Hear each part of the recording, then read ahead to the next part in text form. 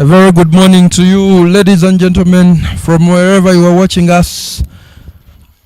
An overcast day here at Florida Cricket Oval. It is still the SABULA T20 Tournament 2026. The contest is the Sunrisers against the Royals. And let us see what happened at the toss. And welcome to match day number 13 of the SABULA Cricket T20 Challenge Cup here at Florida Cricket Oval. It's a clash between the Kitamba Sunrisers and the Nsonga Royals. I have the two captains here with me. Hamid Munyigwa, the captain for the Kitamba Sunrisers. Peter Ochen, the captain for the Nsonga Royals. And I have the match umpire, Nalumas Reste. We've come here for the toss.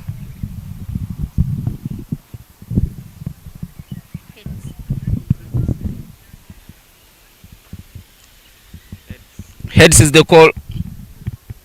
And heads it is. Peter, come through. You've won the toss. What are you going to be doing first and why? Yeah, we are bowling first due to the pitch. I see in the morning it holds a bit, so I expect my bowlers to come and put in a chaseable score so that we win the game at the end of the day. Which total are you looking at to limit the Kitamba Sunrisers to? We're looking at 115 below so that we can come and chase in the 20 overs. Go well and all the best. Thank you. Hamid, if you had gotten a chance of winning the toss, what would you have done first and why? I was going to bat first because our team is good at batting, is good at chasing and also setting. So either way, we are going to bat. So which total are you looking at going into the game? Above 120. Thank you so much and all the best. Welcome. But that is the news coming from the center. The Nsonga Royals have won the toss and opted to bowl first.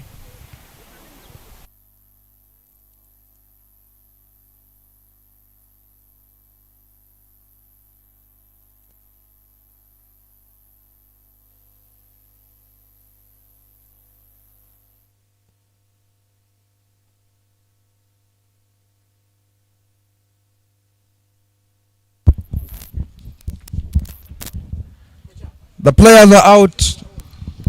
The players are out in the center. It is the Royals who will bowl first. Try to restrict the Sunrisers to a defendable score. An overcast day and it is a rain affected match. Overs reduced to 14 per innings. My name is Solomon Lubamachigozi. Here in the commentary box.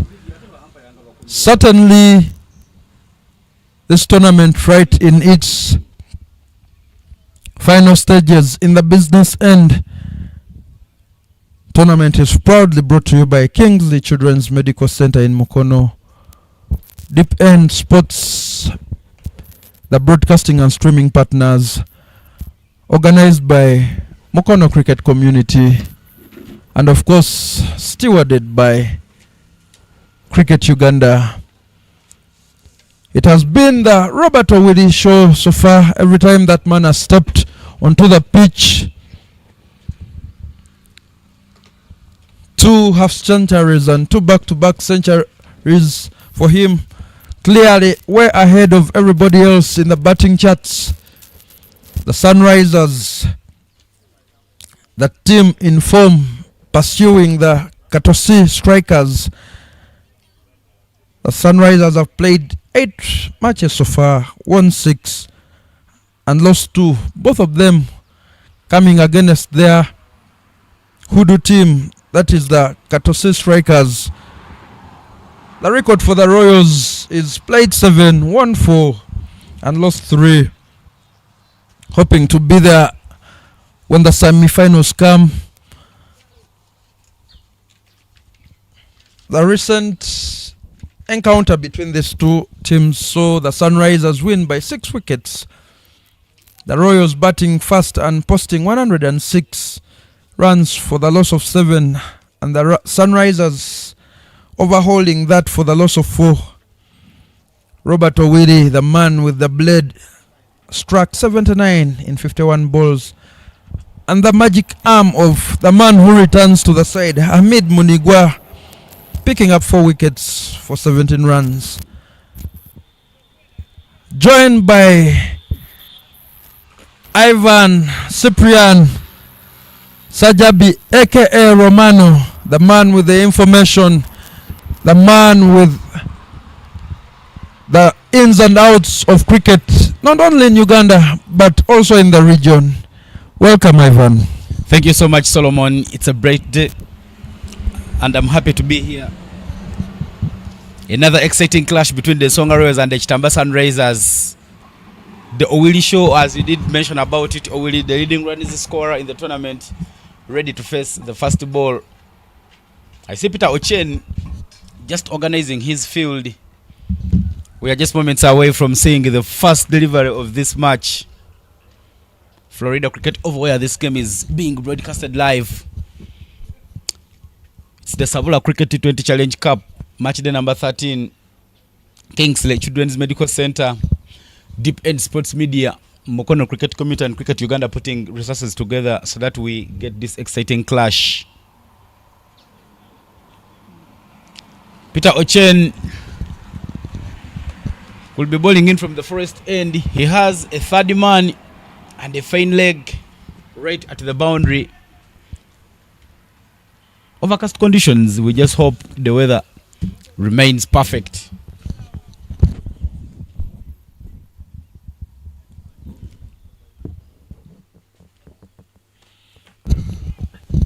The umpire has called for play. The man with the headband, Peter Ochen, comes in for the first delivery. The height not doing the wicket keeper any favor.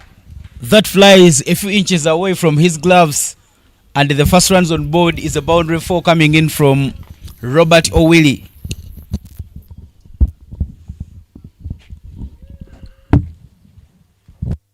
Just going for a slow bouncer. Peter Ochen extracts something out of the surface, but undone as that flies to the boundary. There was a man running in from third man, but because he was standing wide, he wasn't in position to cut that one off. Just a tickle using the wrist and finding that gap at short fine leg. Robert Oidi looking very poised for another exciting day. He's been scoring runs, batting from a ground of his own, and just hoping that he can just keep scoring the runs. But the drizzle starting to become even heavier here at Florida Cricket Oval.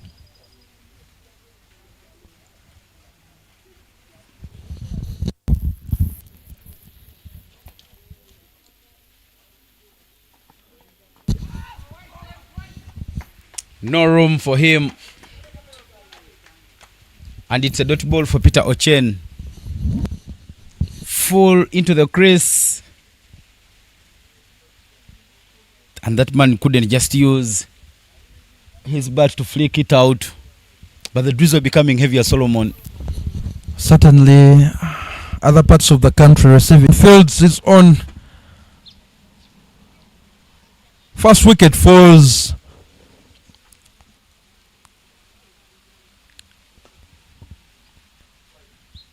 And as the drizzle continues, we might see the covers being called for.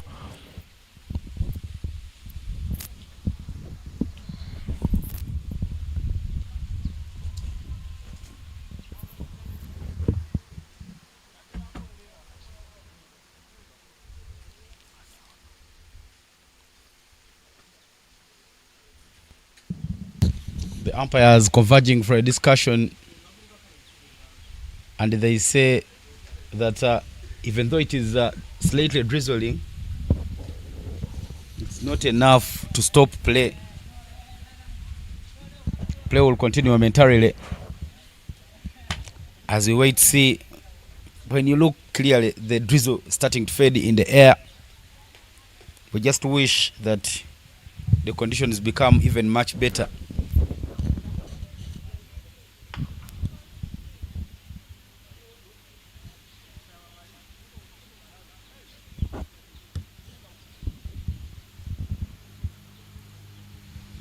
Peter Ochen standing in as the captain for the Nsonga Royals in the absence of Edwin Nwagaba, their mainstay.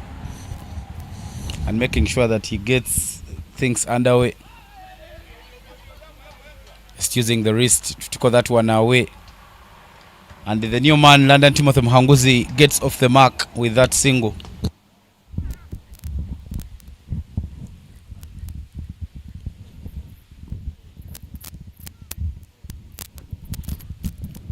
It will be the final ball of the first over from Peter Ochen. Going steadily. Yes, they've hit him for 6 so far, picking up a wicket. What will the last ball bring up?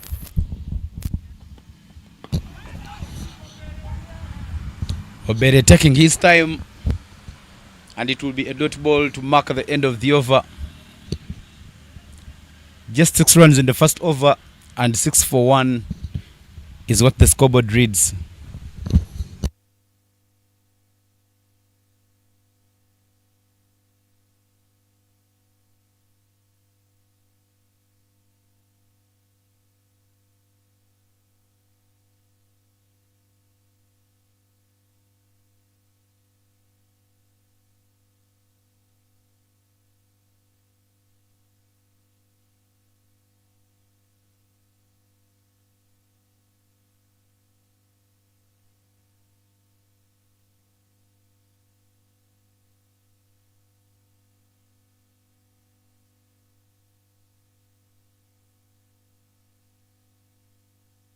Francis Ojoko will be bowling the second over.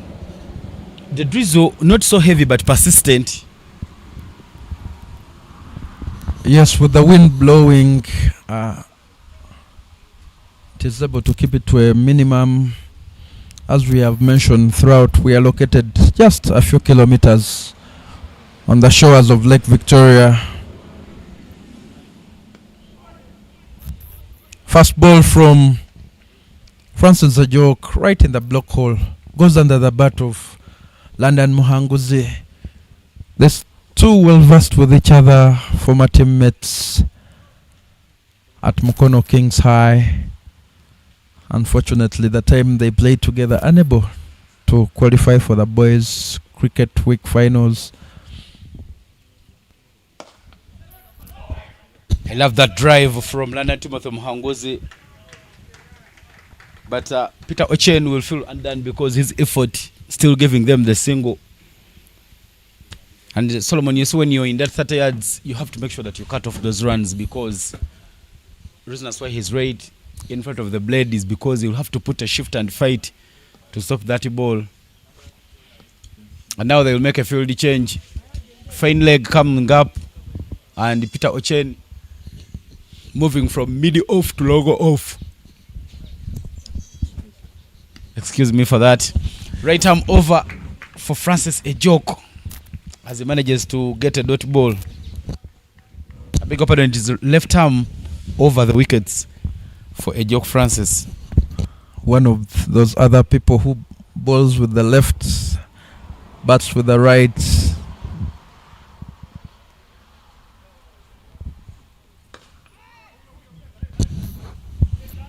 Another single from Robert Oidi. The Muslims hoping and wishing that anytime now soon they can celebrate the Eid Day. And even though Eid Day will be celebrated by our Muslim brothers and sisters, action will continue. It might be tomorrow or Friday. Good line, draws the man forward, but the ball going across his body. He's found his line quickly today, Francis. A quiet over certainly, and it will be the last ball to come.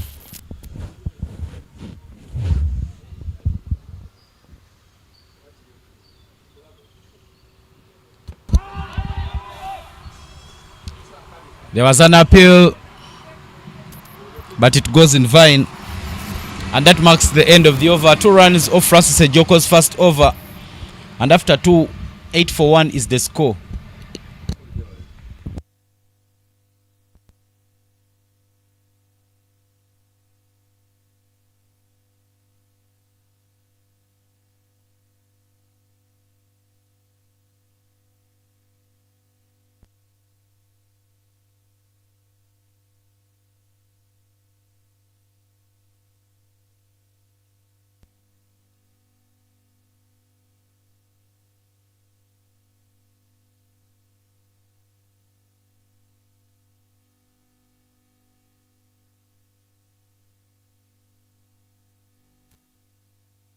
Peter Ochen coming back for his second over.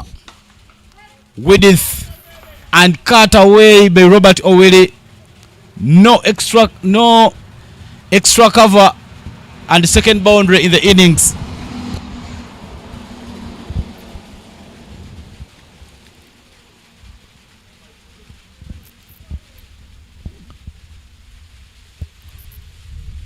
Ball shot, Oidi right on top of his feet, swings his arms, connects and collects for. You feel that is the ball Ochen is going to bowl most of the time because he has set that field. But Robert Oidi, man, finds the gap once again for back-to-back boundaries. The issue with Peter Ochen is that he is pitching it very full for Robert Oidi. The previous boundary, it was short and wide. Robert Oidi managing to play the cut short. This time round he comes it and pitches it full right in the arc, and Robert Oidi pumps it through the cover area right to pick up another boundary. Back boundaries at the start of the over. The bowler now being put under pressure. Now that's again wide, nowhere close. The ball swinging away, miles away from Robert Oidi. Two protagonists looking good out there. Ochen coming in with his run up, balls it in, and Robert Oidi with the bat swings and swings hard, and you see the bat follow through right to the back. That will be another wide from Peter Ochen. Those two boundaries forcing Peter Ochen to change his lines, but he has gone quite wayward. Yeah, Peter Ochen trying to bowl to the off stump, fourth stump, fifth stump. Good plan for him. He goes into the surface. Robert Oidi trying to play that whip off the hip, but it doesn't make any contact. And you look at the way Robert Oidi was posing, was standing and facing the direction of the batter slightly. I mean the bowler slightly. When you see from that replay, just not connecting. But I tell you, if it had connected, there was work to do by the fielders backward of the square. The no-look whip now in fashion in cricket.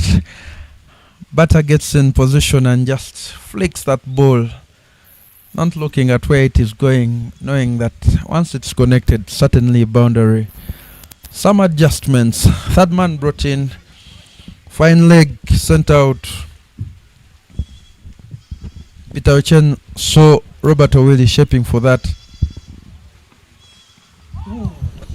Again into the surface, and I think those are much better deliveries there coming in from Peter Ochen, not giving Oidi room to cut or to hit, just making sure that everything comes to the borderline. Oh, but that hurts. Followed him with that ball right into the body, trying to create room. Robert Oidi looks to be fine and will be on his merry way. You certainly expect some response from him, but a good ball from Ochen.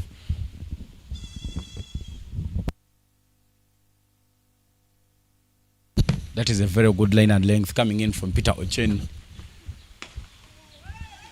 You see, Robert Oidi has the power, but again, he doesn't hit the balls that come to his body. So that should be the area that we will be thinking at bowling. And now, with those two bouncers coming into the surface for Oidi, he had to fight hard to rotate strike because it was fire coming in from Peter Ochen, and now he's happy that he will be hanging at the non-striker's end. Intelligent batting from Oidi, realizing that Peter was winning that contest. Sends London Muhanguzi to face the last ball of the over. Swing and a miss. Balls that back over length to bring us to the end of the third over.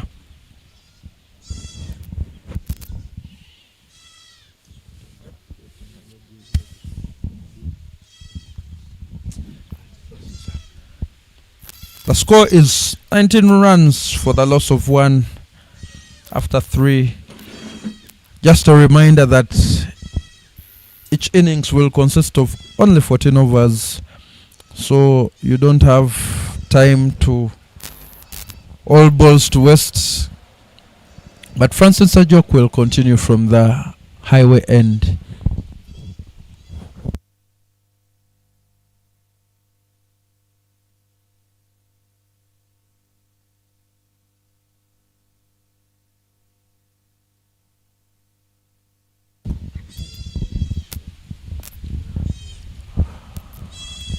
Field settings being changed. Third man out, but a very vacant slip and gully region. Right in the slot for Robert O'Willy's liking. First maximum of the innings. Ball that one full, Francis Ajok. But he would be minded to follow the example of Peter Ochen to how to bowl to Robert O'Willy. That ball within the body line.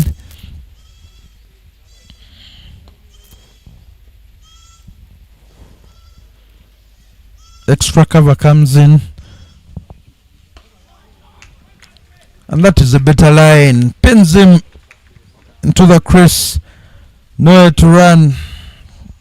Under pressure stop ball. The first encounter between these two teams. The Kitamba Sunrisers won by 6 wickets. Better still. Another one into the body line. Cramping him room. Cramping O'Willy for room. Nowhere to turn. And back-to-back dot balls so far.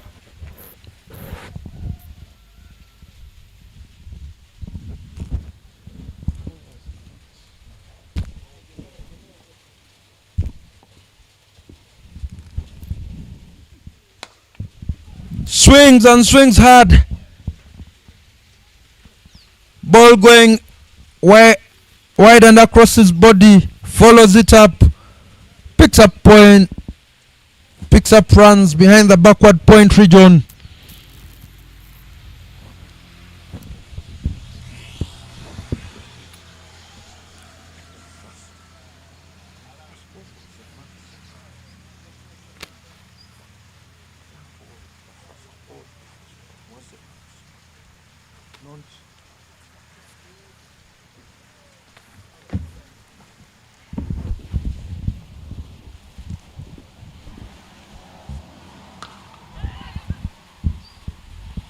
Another one angling right across the body.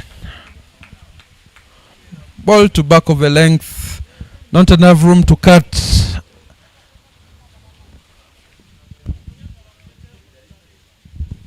And it will be one ball to complete this second over from Francis Ajok.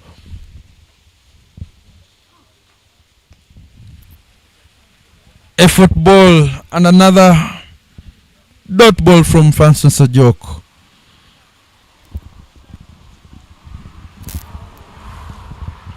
The graphics on your screen will be updated shortly. It should read 4 overs completed, 27 runs for the loss of 1 wicket.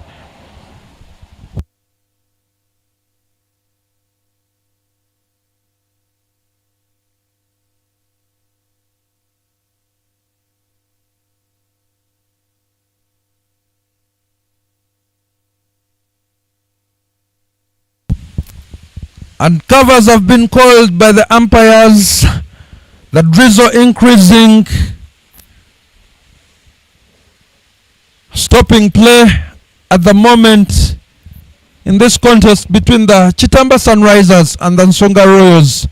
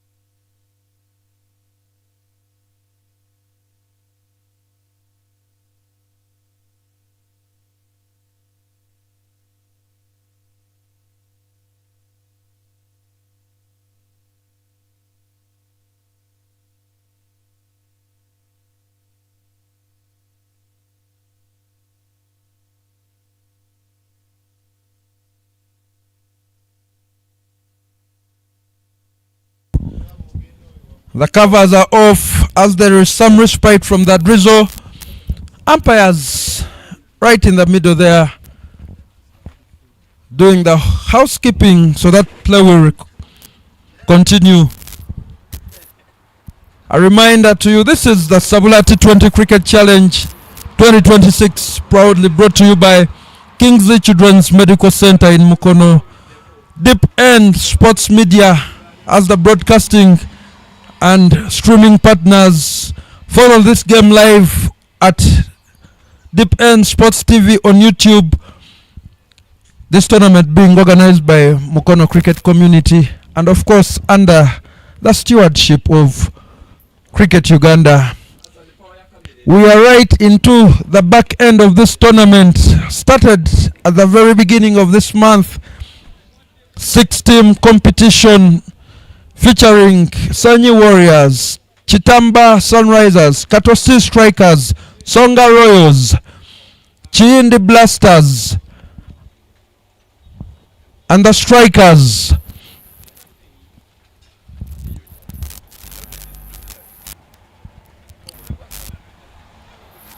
A reminder of what transpired at the toss.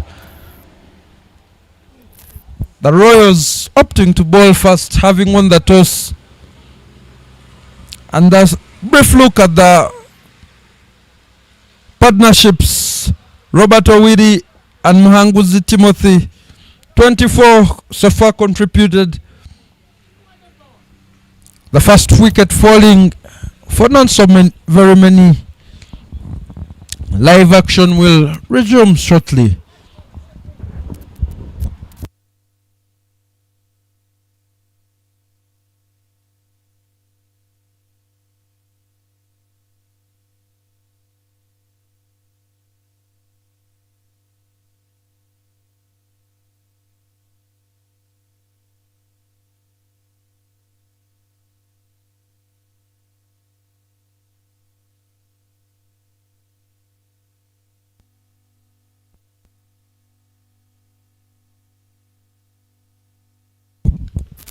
Bowling change from the Forest end. Mutwali B. Mustafa starts off with a dot ball. Drawing the man, Muhanguzi Timothy London, who has stood in as captain for the Sunrisers on several occasions. Key personnel missing out from both teams. The captain for the Royals not present because of commitments to the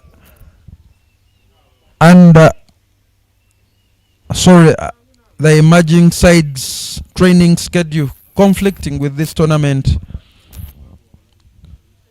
Change of bowling end by Mutwali B. Balls that one across induces an edge, but no one there in sleep to pick up. Umpire Reston Alumansi indicating the end of the power play. Field restrictions lifted and immediately sends long on out, deep mid wicket, deep cover, and third man.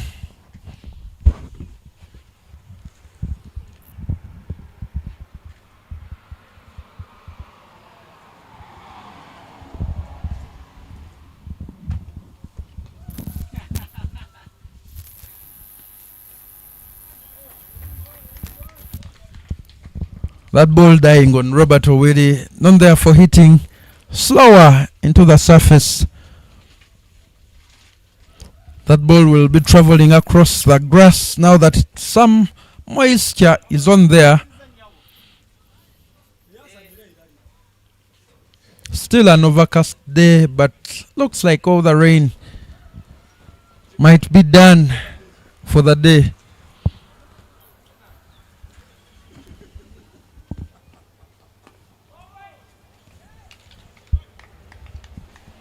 And another dot ball.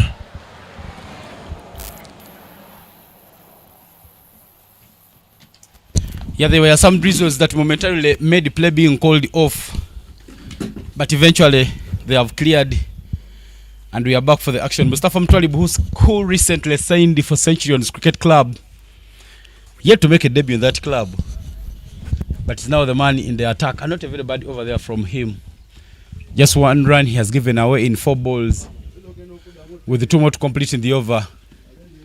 He loves coming right arm round the wickets, because you will see the ball coming close to your body, so it becomes very hard to hit him away, because he knows when he balls from over, you see the balls away, and it's easy to put that cut short into action. That angle he creates usually takes away the the off drive, and you just have to play it towards the on, all cut it. Final ball in the over. Hit. It goes all the way over. When you look at the first over where Peter Ochen managed to pick a wicket, you would feel that maybe the Nsonga Royals could have added a little more pressure if they picked up another wicket. But in the end, they have failed to maintain the momentum. And now the game shifting ends. But Francis Ejok is back with the ball for the Nsonga Royals. Looks to have shortened his run up now, coming in. And speaking of only 1 wicket having fallen so far, as long as Robert Owili is still on the wicket, he will control the innings. As you see, it sometimes takes 2-3 balls to get his sighters in, but when he finally sees that ball, he will dispatch it. London Muhanguzi Timothy offers a drive, caught by Peter Ochen. Yeah, Muhanguzi London Timothy thought it was the ball to hit. Francis Ejok going pace off, and Timothy managed only some elevation. Peter Ochen running sideways, but in the end getting hold onto that opportunity.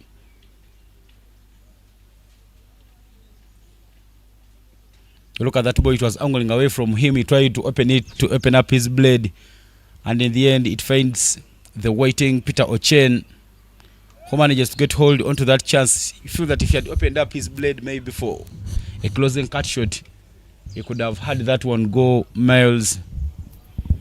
The second wicket now for the Kitamba Sunrisers goes, and Timothy Muhanguzi to make his way back to the dugout. Muhanguzi, something to do with winning. Victory, certainly. And Sunrisers will be hoping for some of that, bringing in the man who has been away for 2 encounters, Hamid Munigwa. Muhanguzi playing a drive to a ball which he should have cut, and perishing.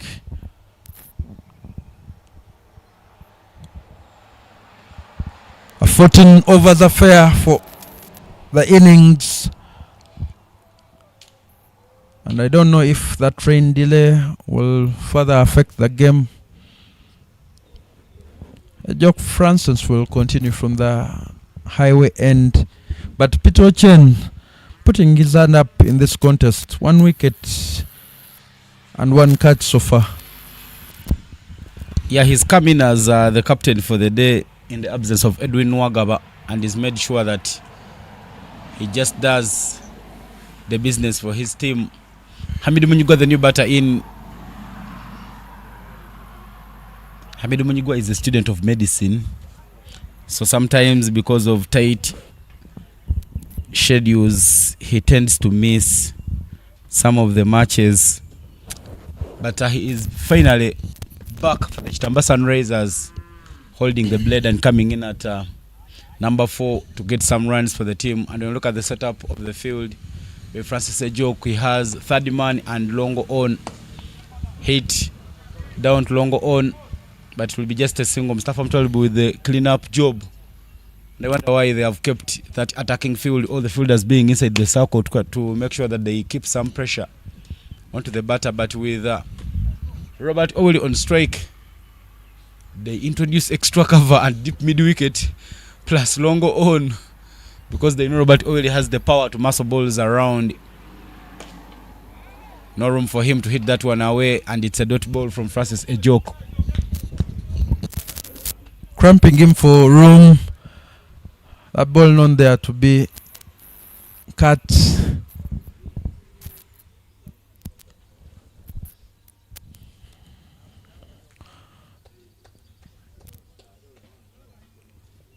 Robert Oidi, of course, with the highest score in the tournament so far, 118 runs.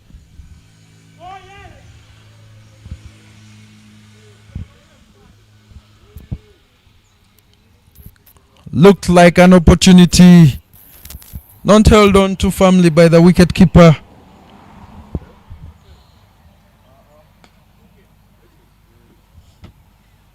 Bowling it into the body.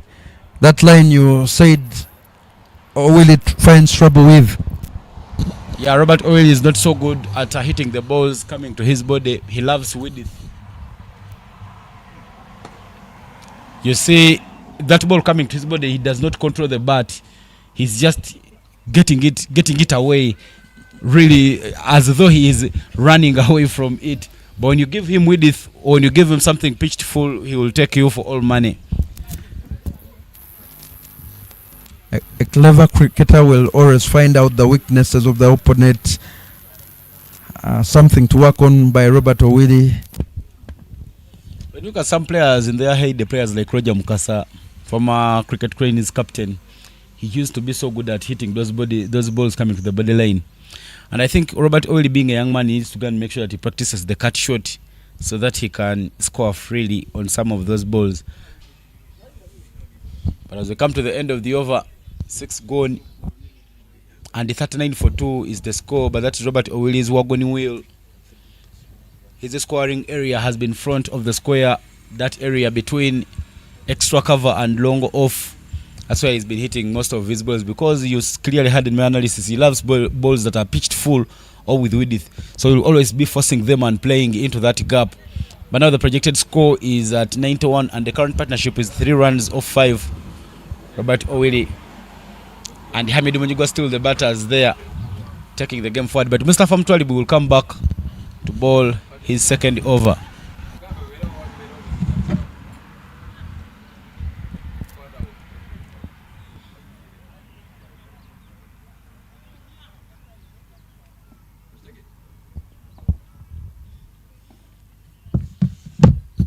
Is still coming right arm round. Hamidu Munyigo taking off right away, very risky, because his partner in Robert Owili is still admiring the shot. Hamidu Munyigo plays for Tornado Bees Cricket Club, whereas Robert Owili recently signed for Pak Shahins, a team that won their victory on opening day at this very ground, beating up on the Chifaru Warriors in our domestic league. So that line and length they are coming in from Mustafa Mtwalibu doesn't give you arms. You'll just keep bowling the balls coming to you and extracting some bounce from the surface. Slow bounce, nothing to work with for Owili. Some people enjoy that ball coming quicker to the bat.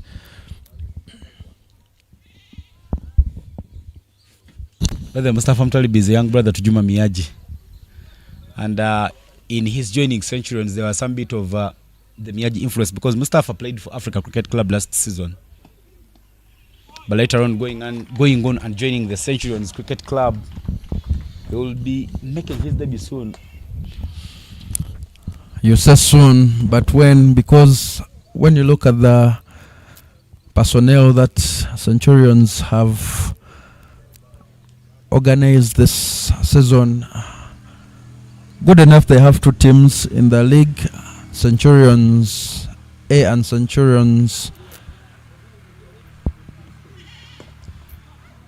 And I tell you, for Centurions, because it's a team that has that social aspect. Most of the games are like meeting points for most of the people. Are always busy with the busy schedules. People like Leon Chigozi, Alan Semakula, and Nyumba always converge around. So sometimes, even though the team is having a very big squad, but for the weaker oppositions, the social people will come and play them when there is a contest where you need a player like Mustafa Mutwalibu. He will always be available for you to come and play in a game where you really see that it's fighting. Clearly, when you look at Mustafa Mutwalibu's figures, he's bowled 1.4 overs, conceding just 9 runs, and this is a fine over, dot ball, single, dot, just hitting those good areas and making sure that the Kitamba Sunrisers don't run away.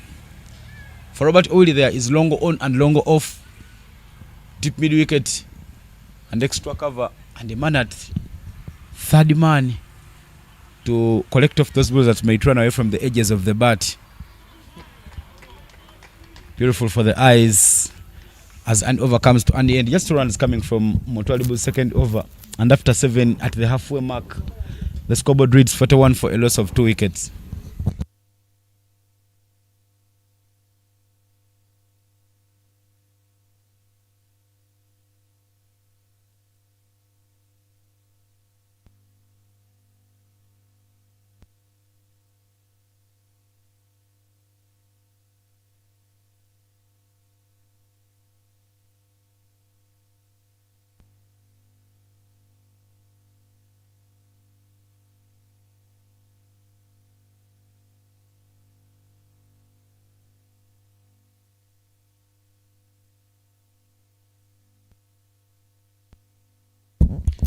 We will see the introduction of spin in this contest.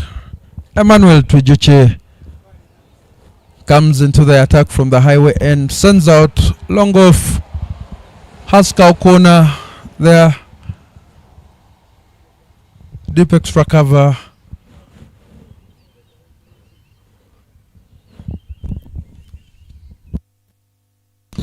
Starts with a very full one, and it's not dispatched away by Hamidu Munyigwa. Hamidu unhappy, feeling that that could have been a no ball, but the umpire says maybe it was going down. It might have been just a full toss. Certainly, that no ball being measured using your height when you're fully standing up,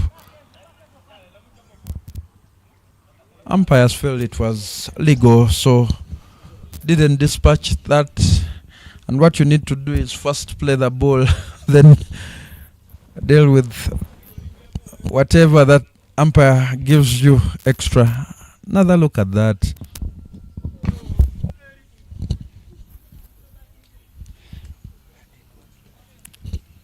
Yeah, it was going down. It could have been full if it wasn't hit by Hamidu Munyigwa, but not a very good ball from Omeno Twijuche.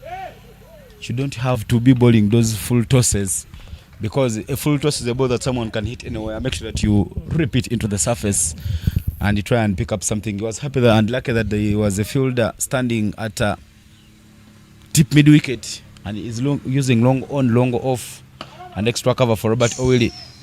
Not very good hands as that one goes through, but Peter Ochen with the clean-up duty.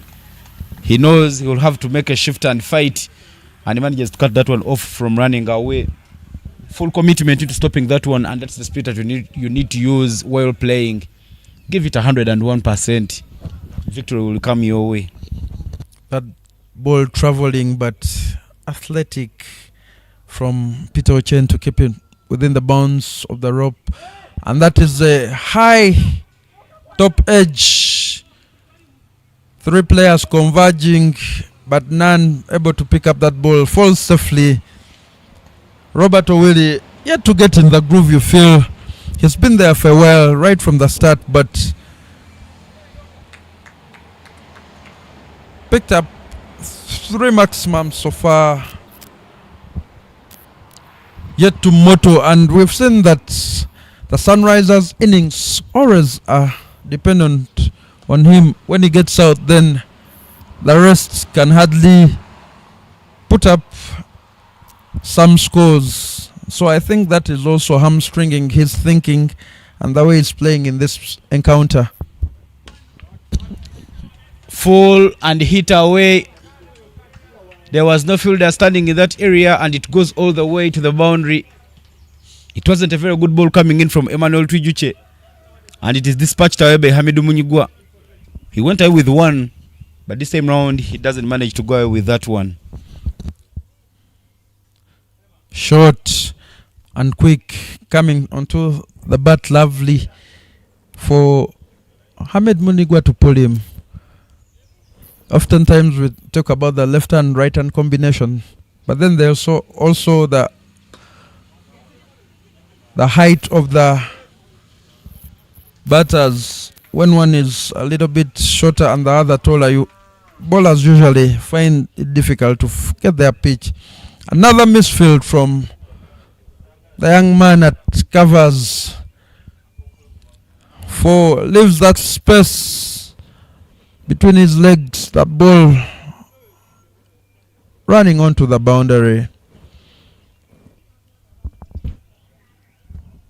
What could have been an okay over turns out into a very good over for the Sunrisers. Score after 8 overs is 53 runs for 2 wickets. Partnership of 17 between Oidi and Hamid Munigwa. Yeah, 17 of 17. The rebuilding job still being done. More 6 overs, projected score at 93, and that is their dugout. The Kitamba Sunrisers. Mustafa Mtaribu's figures popping up right in your screen. Is bowled 2 overs, conceding 80 runs. But there will be another bowling change as Mahadi Sechito is introduced into the attack, replacing replacing Mustafa Mtwalib. Peter Ochen says that now it's time to bring in the spinners. The Sunrisers will raise up. Maybe it will be well done. What I love about that ball is that it was a pace of it, like it was flighted, meaning Robert Oili had to use a lot of power to hit it away. But the comedy of errors as the Sunrisers run for the second run, and now taking another third run.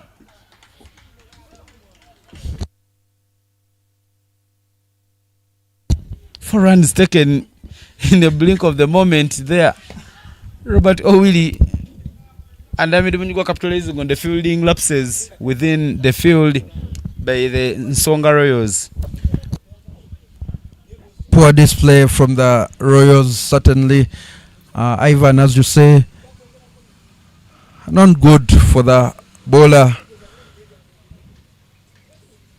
That double turning into 4s, all run by Oidi and Munigwa.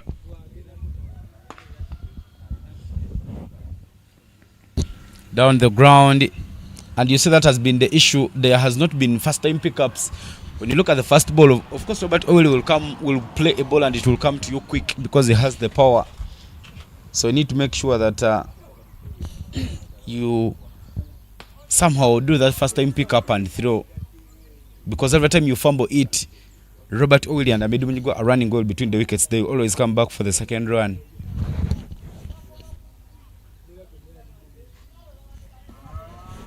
Already into the 40s, 42 of 32.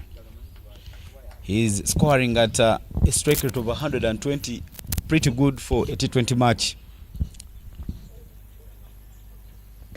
He goes up, just a skyer. There is a fielder, but it doesn't look comfortable.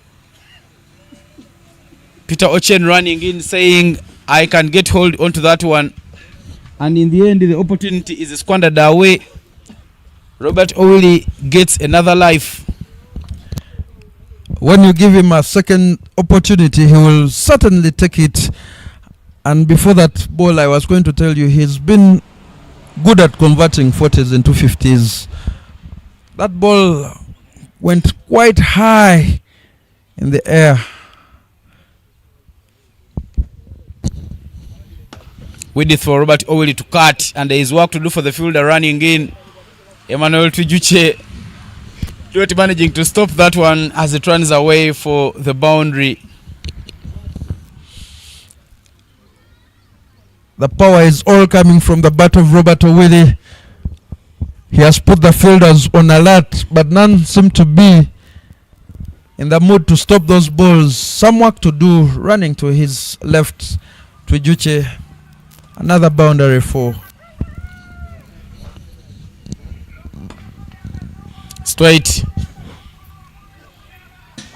And now Robert Oidi hitting some good shots. When you look at his performance, he's hit one towards wide of longer on, and he manages to play another one straight to bring up his well converted 50. He is now on 52 of 35. Robert Oidi, a strike rate of 148.57, 7 boundary fours and 2 sixes, and his 52 coming from 35 balls. What a show by Robert Oidi. Mahad Sechito changing bowling side, but that one will be hit by Robert Oidi. A half cock of sorts, but it goes all the way over the head of longer off to the boundary. A well-crafted 50 from Robert Oidi. Still in the mood for more runs. As you see him going back to that ball, sails over the head of Emma Twijuche at long off, bringing us to the end of the 10th over.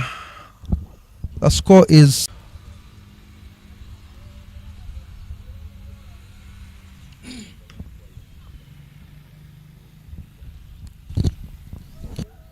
Munigwa finding the boundary twice so far in his innings. Robert Oidi has been dotting those ones in. Favors that long off area to get most of his runs. We are remaining with 5 more overs to complete the first innings. Because of the drizzles early in the morning, the game has been reduced to 14 overs aside. But at the HP Oval in Windhoek, Namibia, Uganda will be playing the first T20 match against Namibia A. That match will happen at 3 p.m. East African time. And for those in the southern part of Africa, the mathematics is quite easy, because they are 1 hour behind, 1 hour behind. And I tell you, in the interesting turn of things, because Rwanda also subscribes to the same time zone, when you leave Uganda by flight at, because the flight from Uganda to Rwanda is 1 hour, so when you leave Uganda at 8, you reach in Rwanda at 8. Quite fun and interesting. But Emmanuel Tujuche is back to bowl his second over, finding the score at 75 for 2. No control in that shot by Hamidu Munyuga, but I tell you, he knows what he's doing. He manages to get it into the gap, Hamid, and all comes Emmanuel Tujuche into his second over with a boundary 4. A half tracker there, and Munigwe is very strong at pulling those balls. Finds the boundary, changing keeping personnel. Francis Ajok now behind the stumps. I think that means that Abdul Shakul Doka is going to come in and bowl some. And also because Ajok was carrying a Nigo, flighted ball, hit straight, right from the copybook of Robert Oidi. Hamid Munigwa picks up one. They're now on the charge to see that they even probably cross the 100 mark.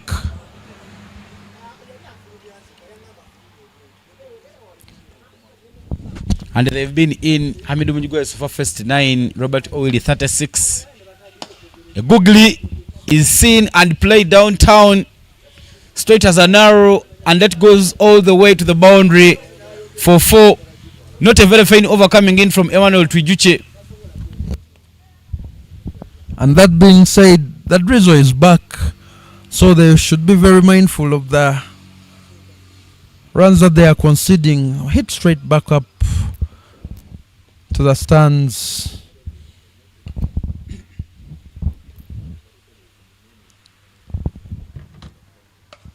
Changing ends, but Robert Oidi says no problem. Hits that one over the head of deep mid wicket all the way for a maximum. This is a fine over for the Kitamba Sunrisers. You will notice Robert Oidi opening up his stance with the bowler going right arm round and able to see that ball well, deposits it for a maximum. Yeah, the ball skidding through the hands of Emmanuel Tujuche. He has two more balls to play to ball in the over. Much better, as that one just finds the fielder in the deep. Abdu Shakul Doka cutting that one off from running away, and it results into just a single. He's removed the gloves and given them to Francis a joke. And the umpire confirms by runs as we come to the end of the over. 92-2 is the score after 10 overs.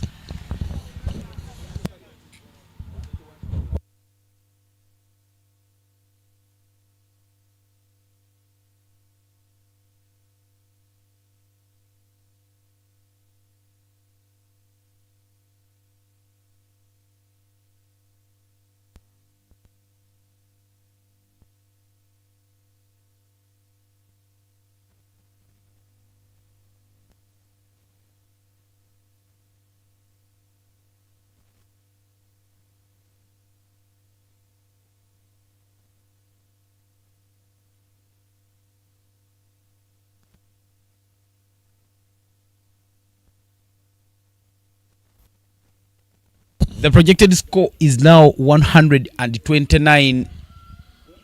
Mustafa Mtwalib coming back into the attack, replacing Mahadi Sechito. Two spinners being brought into the attack by Peter Ochen. And realizing that the spinners may not do the job, he now runs back to his seamers. And it will be Mutwalib Mustafa coming in to bowl his third over.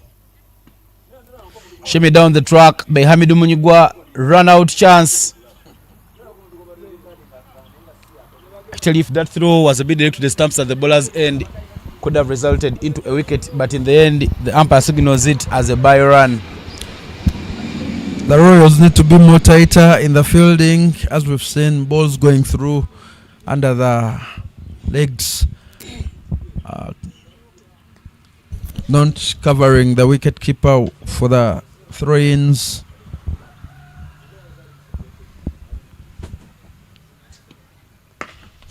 Power of Robert Oidi, monstrous, all the way out of here, and it's a maximum.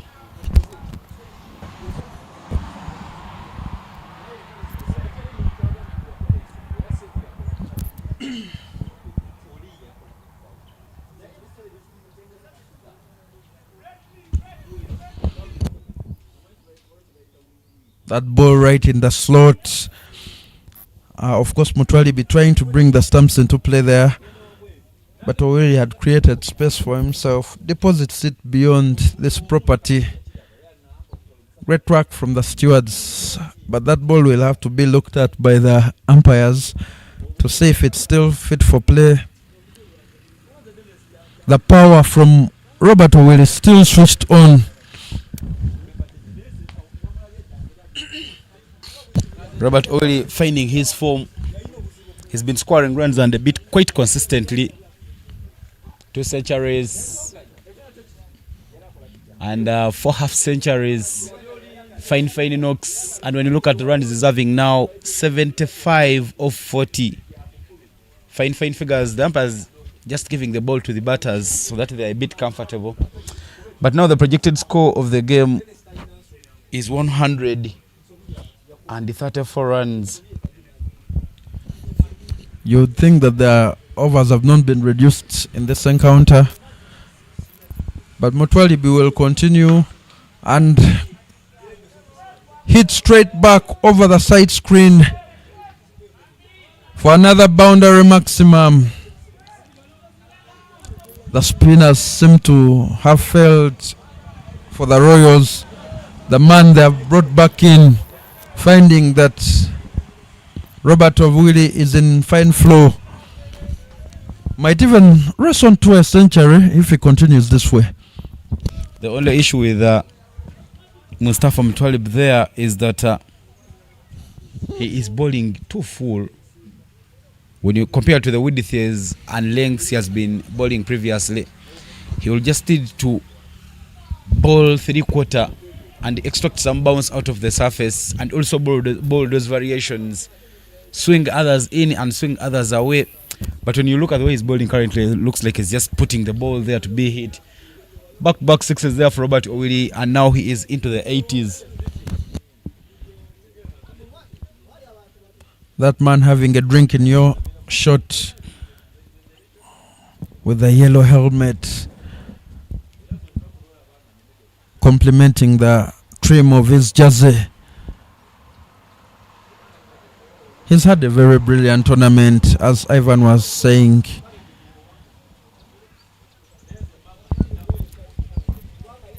Scoring his 81 in 41 balls, strike record 197.57, kept company by Hamid Munigwa well.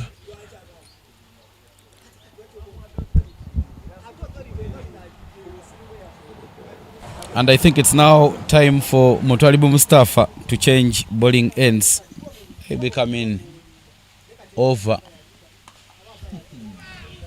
Another one pulled away, and power from Robert Oidi, currently scoring in all directions, and he manages to score the third consecutive 6 in this over.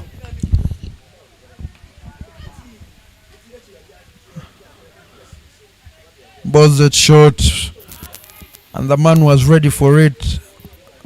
Turns on the swivel and pulls it powerfully. Connects well. At the beginning was finding some trouble connecting the balls, but that man, the longer he stays there on the wicket, you know that the runs will come and the runs will flow. 2 balls to complete this over, and a rare dot ball as Oidi continues to swing for the heavens. No connection this time. Bowling it into the surface, a much better delivery there coming in from Mutwalibu Mustafa. And one more ball to complete in the over, but again the drizzle returning, and it's now even heavier. The umpires made call back for the covers. Final ball of this very expensive over from Mutwalibu Mustafa. 19 conceded so far. And the slower delivery picks up one Oidi to maintain strike on the other end. And the rain continues to come down. The groundsmen out there waiting for that signal from the umpires, who seem to be still comfortable with what is happening out there in the middle. The score is 112 runs for the loss of 2 in 11 overs. Projected score now being 143 in the 3 remaining overs. Run rate of 10.18 so far. Hamid Munigwa 16 in 11. 3 boundary fours. Robert Oidi striking at 288 in 44. What a show he's really put on. And now we'll be seeing the part-timer as the bowling change. Abdushakur Doka coming into bowl, but Abdushakur Doka has been bowling quite well because of the variations he does have. A full one is edged away, just bottom edge of the blade of Robert Oidi, and work for the fielders to do, running in from short third to third. But Robert Oidi and Hamidu Munyigwa, very good between the wickets. They managed to sneak through for 2. Not a very bad ball there coming in from Doka Abdushakur. He knew he had to come and put wickets into play. Just bowling it right in the zones. That's not a very good ball. Full toss and dispatched away over deep mid wicket all the way to the fences for a maximum. And now Robert Oidi is into the 90s. One boundary will see him cross the 100 mark for another century in this tournament. Quite unbelievable batting so far from this young man. It has been the Robert Oidi show.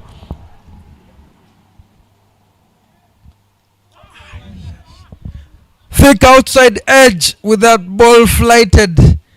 And slower from Abdul Shakul Duka. The trap was laid. And it almost snared Robert O'Willy. But he will add one to his score. Hamid Munigwa uses his feet to get to the pitch of the ball. Picks up one. And you feel that they're trying to get Robert O'Willy on strike so that he can probably complete his 100.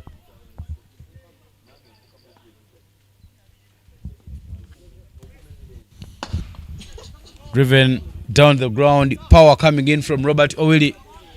Peter Ochen, beautiful anticipation, just cutting that one off. Robert O'Willy now 2 runs shy of scoring a third century in this tournament.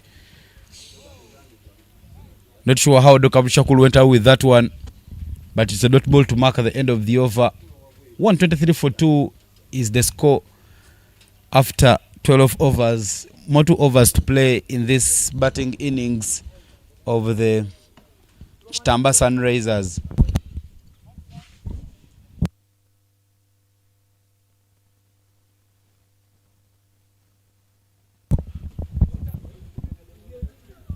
Hamid Munigwa has been keeping Robert O'Willy company. And that was his wagon wheel in comparison to Robert O'Willy favoring the long on and long off, scoring most of his runs there. 2 runs shy of another century, which will make it 3, and the anticipation is great all over the oval. Everyone out there on the rails, no one is seated waiting to see if he will cross that mark. But it is Peter Ochen as bowling change from the Forest end.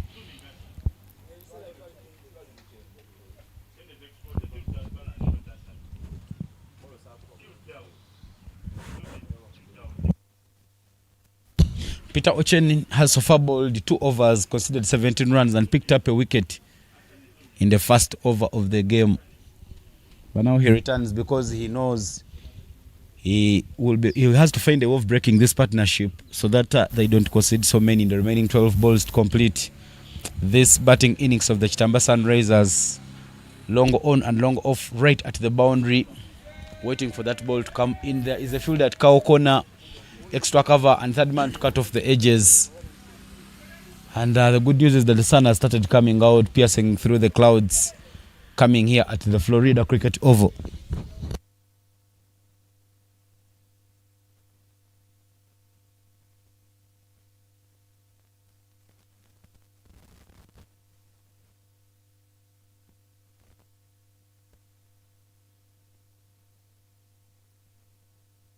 But Peter Ochen will come for the first ball. Right to covers and squandered away. Christian Mulindwa and the Nsonga Royals will have many of these moments to regret, because somehow they have been so casual their fielding. Remember, there was a time, I think around the time when Nicholas Poran made his debut for the West Indies, Chris Gayle was still playing cricket. West Indies used to field as a team that could come and chase any total, so they could never mind. And it's the same attitude which is being expressed by the Nsonga Royals. They are playing as though whatever runs will be scored, we can chase.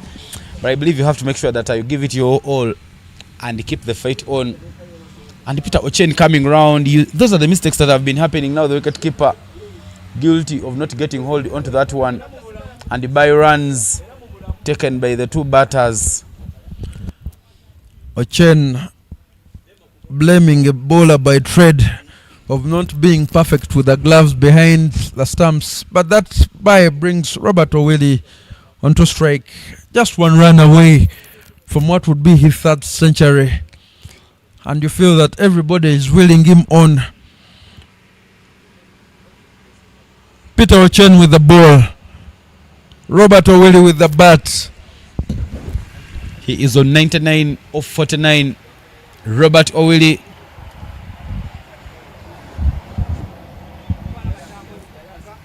The wicketkeeper really not doing the nitty-gritty role.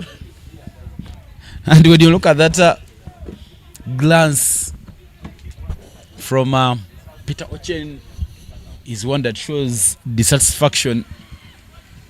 He believes that the wicketkeeper should do better. Projected score now at 140 as we are remaining with 9 deliveries to complete the first innings. For me, I feel that change in the wicketkeeper was just for shorter gains rather than Abdul Shakul Doka remaining with the gloves. Yes, Francis Sejok carrying an ego, but you can always put him in the ring.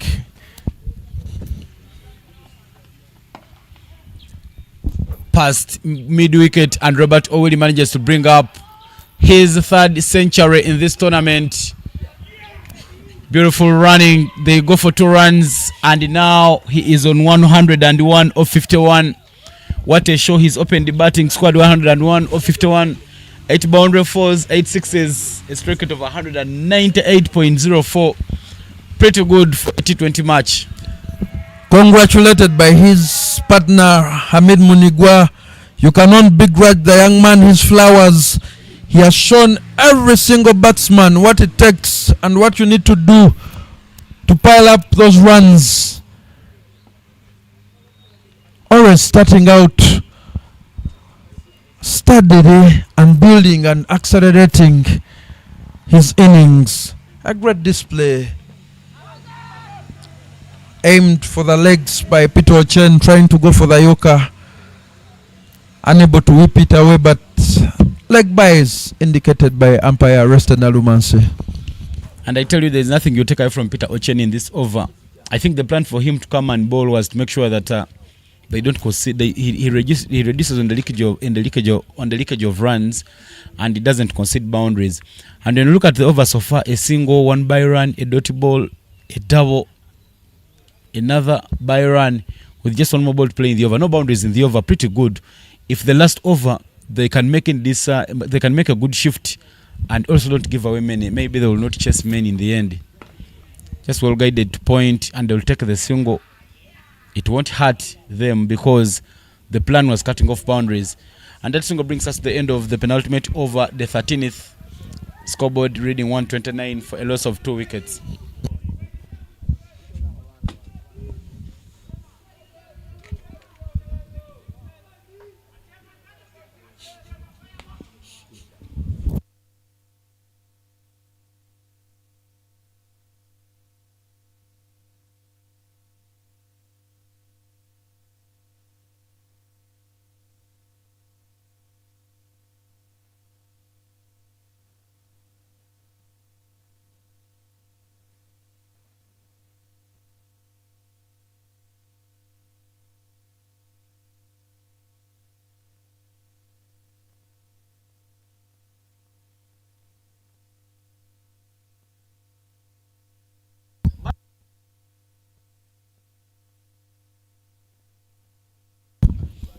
And now we are into the final over. This Achema surprisingly coming into bowl. I don't know why I feel that no, they are going to give it to Doc Abdul Shakur. Clearly Doc Abdul Shakur was flawless. He didn't give a amen. But Peter Ochen has bowled 3 overs, no maidens, picking up just a single wicket, but he's made sure that he completes with the fine figures. And now Doc Abdul Shakur coming to bowl the last 6 deliveries to complete this innings. Projected score at 139. How many more runs can they get in this over is the question as Doka comes in. I love the cunning tricks they are coming in from Doka Abdul Shakur. All these boys are always training together in Bogo. Doka Abdul Shakur, Robert Oidi, Hamidu Munyigwa, so they know something that a partner can do. Shimmy down the track there by Hamidu Munyigwa, but now you're close in the frame. Doc Abdul Shakur just googling and drifting it away from him. Munigwa using his feet in the confidence that the man behind stumps is not so adept. Second ball of this over, better bringing the wickets into play. A short dab from Munigwa brings Robert Oidi on strike. 4 balls will complete the first innings. Yeah, and now Hamidu Munyigwa manages to bring Robert Oidi on strike. Robert Oidi has faced 52 balls and scored that century already. His confidence levels are high and he also has the power. But no room given to him. He's not so good at hitting the balls coming to his body. But that misfield by Christian Mulindwa gives them a chance to run through and pick up 2 runs. What could have been a single results into 2 because of the fielding that has not lived up to the billing for the Nsonga Royals. Down the ground, power of Robert Oili, but there's a waiting Peter Ochen who manages to cut off that from running away. Everyone would love to see Robert Oili carrying his bat right in there from the first ball. And now just 2 balls to complete the first innings. Greater over from Abdul Shakul Doka. Opportunity presented, opportunity taken by Chinalwa, the man out there at point. That ball rising on Munigwa, but still tries to cut it. The 3rd wicket will fall in the final over for the Sunrisers. Yeah, it was a short ball, a half tracker. And when Hamidu Munigwa just not cutting that one away, clearly the ball was in the zone. He just managed the skyer and the catch is taken. Samuel Chinwala being the man at point, getting hold onto that one. And another one goes 133 for 3 after 13.5. One more delivery in this innings as the new man runs in. Raymond Kagera is the new man in.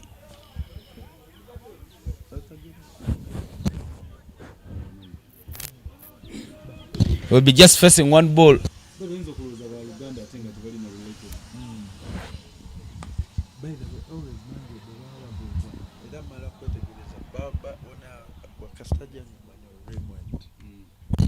Final ball of the innings. He will have to bowl that one again. Dok Abdul Shakur trying to rush him. There is a run out chance. But no, Robert Oili already making her ground. The capitalized on the fielding laps by the wicket keeper. And now Robert Oili will be taking a strike. He knows he will have to maximize, because if he gets a maximum here, takes the total to 140, meaning that coming to chase the Nsonga Royals will be needing 10 every over. And that's quite a hard ask. But Dr. Abdul Shakur guilty of not bowling it in the zone, because clearly Raymond Kagera was still having cold feet, being the fact that he had just walked in. But now the one who has been in will be facing the final ball. Swings hard, there was an edge, but the wicketkeeper not getting hold onto that opportunity. But they will be happy that it's been a dot ball to wrap up the innings, and they will end on 135, 136 for victory. But Robert Oili managing to carry his bat through. He opened the batting and put up the Oili show, managing to score 104. It's a clash in the SABULA Cricket T20 Challenge Cup here at Florida Cricket Oval. Today is match day 13, and this is the morning game happening between the Kitamba Sunrisers and the Nsonga Royals. The Nsonga Royals have won the toss and opted to bowl first. Got the first wicket in the first over. Akena Bosco caught and bowled. But Robert Oili managing to carry his bat through the innings, scoring 104 of 55 at a strike rate of 189.09. Hamidu Munyugwa also making a solid contribution. He's scored 19 of 18, a strike rate of 105.56. 9 extras given away. And when you look at the summary of the bowling card, Peter Ochen, Francis Ejok, and Abdul Shakur Doka picking up a wicket apiece.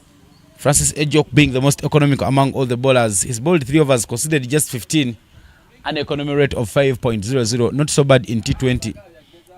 They've given 9 extras, but we come to the end of the innings.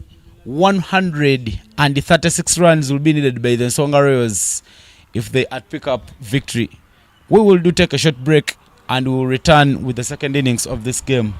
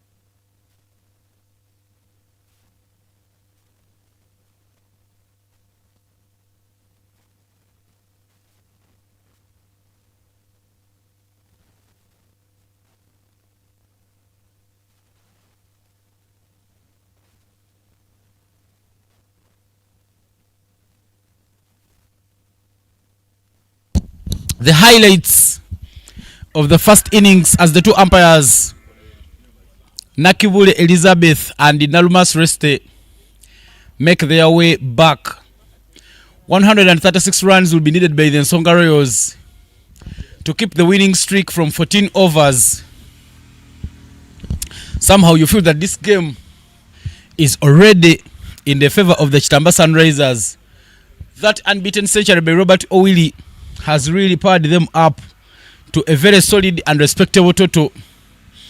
And they'll be just hoping that they can bowl the good areas, make early pressure, make early inroads, and pick up another victory. It's match day number 13 of the SABULA Cricket T20 Challenge Cup happening here at Florida Cricket Oval. This tournament is sponsored by Kingsley Children's Medical Center, located right in Mukono. Kingsley Children's Medical Center does accept insurance cards. So when you have any cover of sorts, you can reach out to Kingsley Children's Medical Center so that they can offer you those services, the health services to be specific. And the Deep End Sports Media Broadcasting Company also telling you that they are available broadcasting any kind of events, starting from sports activities, be it indoor games, basketball, baseball, volleyball, and all kinds of events, anything streaming. Make sure that Deep End Sports Media is your first priority. And if you're not subscribing to their YouTube channel, please do so, turn on notifications so that you don't miss out anything that pops up right there at the Deep End Sports Media channel. And Mukono Cricket Community, making sure that the game grows within the Mukono area. They have training sessions at St. Cornelius SS Kalagala, Mount St. Henry's High School, and the Mukono District Headquarters. Emmanuel Twijuche will be opening the batting for the Nsonga Royals. He will be facing the first ball of the innings. Innocent Elvis Akena, I beg your pardon, Kenneth Ogenroth will be the opening bowler coming in from the road end. My name is Evan Cyprian Sajabi here in the comms, and I'll be joined in by Solomon Duamachigozi. But first things first, let's see the first ball of the innings, because it sends the message. Emmanuel Twijuche saying that is not ready. Welcome back, Solomon. Thank you very much, Ivan. Still a cool day, sun trying to pierce through the clouds. A very interesting encounter between these two. Just a recap that the Sunrisers won by 6 wickets in their first meeting in this tournament. Of course, Robert Oidi in this match going well beyond the 79 runs he scored in 51 balls.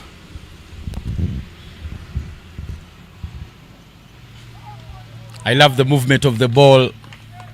The first ball just swinging away from Emmanuel Twijuche, and it will be a dot ball to start off the run chase. Twijuche Emmanuel opening the batting alongside Sechito Mahadi. They will have to make sure that they capitalize and score many runs in the power play, because just two fielders are being used outside the 30 yards in fine leg and third man. But Kenneth Ogenroth has been so unplayable, one of the players who have a very high dot ball percentage in the tournament. Emmanuel Twijuche swinging hard, but the ball still drifting away from him. And what I like about Kenneth Ogenroth is that he will first feed the balls away, then later on he will start attacking the stumps. Make that 92 dot balls so far in this tournament. Started out with 90 this morning, 2 so far in this innings. Tomadupu and Ogenroth, the standout bowlers when it comes to dotting.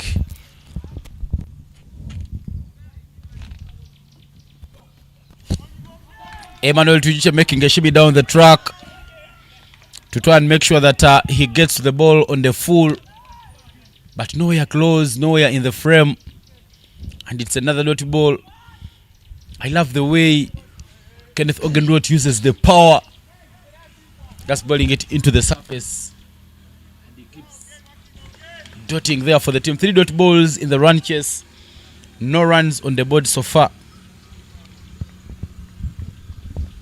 A very vacant slips gully area.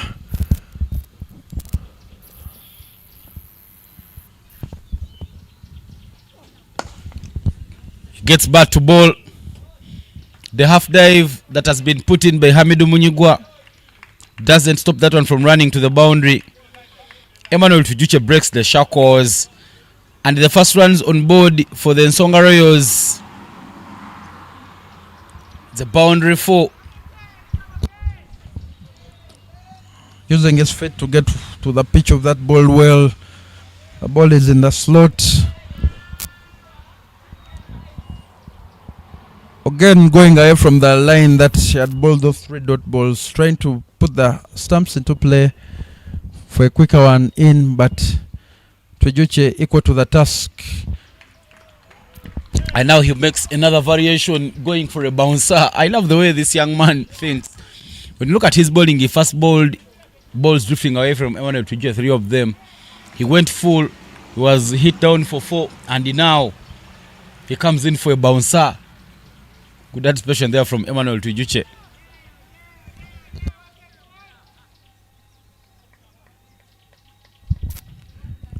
Again, wrote a very combative bowler. 1 ball to go. Goes wider this time round to complete the first over. 4 runs conceded in that over. Emmanuel Tujuche 4 in 6. Mahat Sechito yet to face any balls. The score is 4 for no loss. Required run rate is 10.15. 132 runs required in 78 balls. You feel that the batters will have to bat long and deep, as you said in that first over. Use the power play.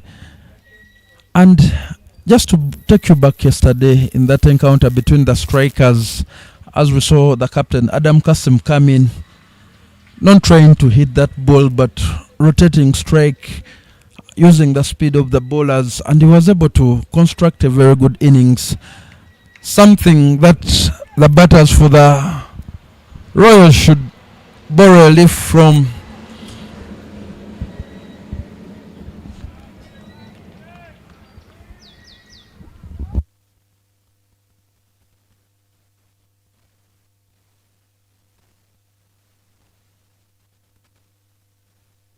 Alex Chadia will bowl the second over. And it will be wides. The ball kept angling in for the left-handed Mahad Sechito. And wide was the call there from the umpire.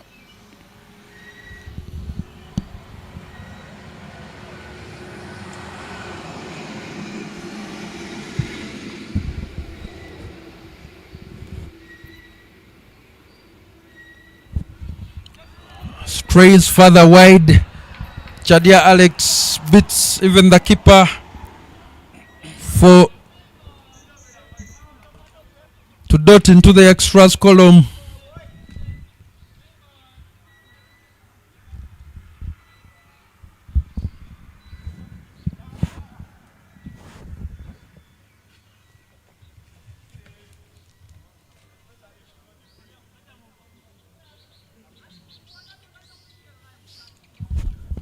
Mahad Sechito here to face an illegal delivery so far in the innings. Emmanuel Tujuche back on strike, taking guard.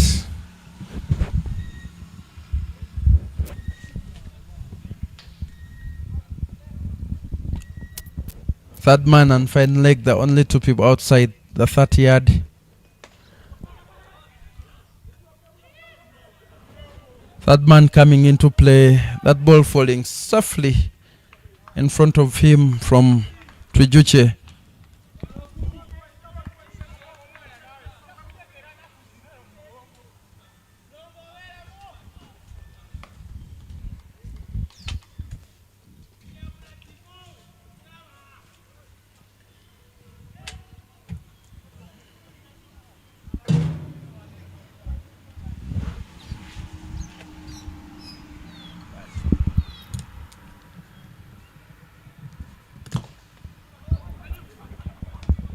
off the mark with that drive, Mahat Sachito.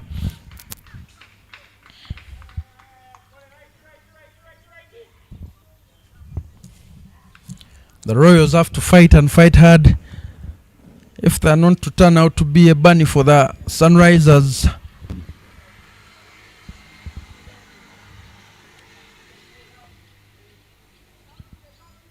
The competition seeming to be between the Katose strikers on top of the log and the Sunrisers in second position.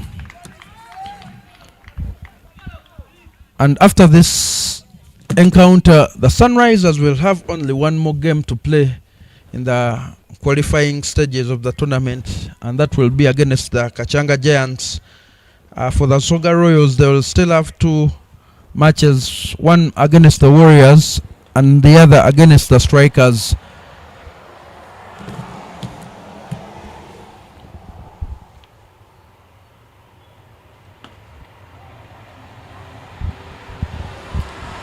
Slower delivery.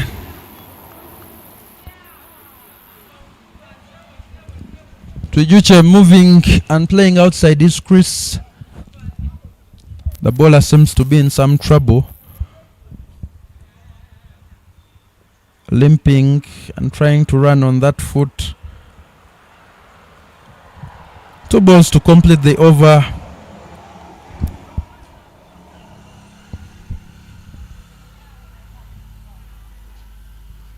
Sometimes it takes a lot of grit to keep fighting for your team.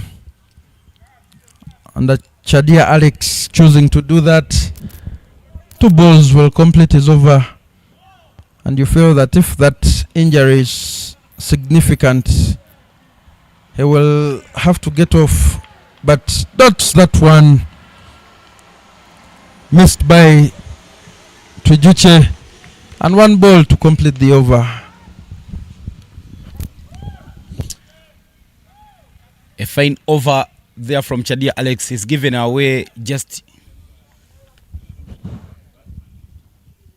5 runs, still wicketless, but we'll be hoping that he wraps up the over very nicely. Emmanuel Tujuche on 5 of 10, Mahad Sekito on 1 of 1. Shuffles across the stumps, and that one brought into his borderline by Chadia Alex. The plan from Emmanuel Tujuche to make full access of the ball doesn't work out his way. And it will be a dot ball to mark at the end of the over. 9 for no loss is what the scoreboard reads after 2 overs.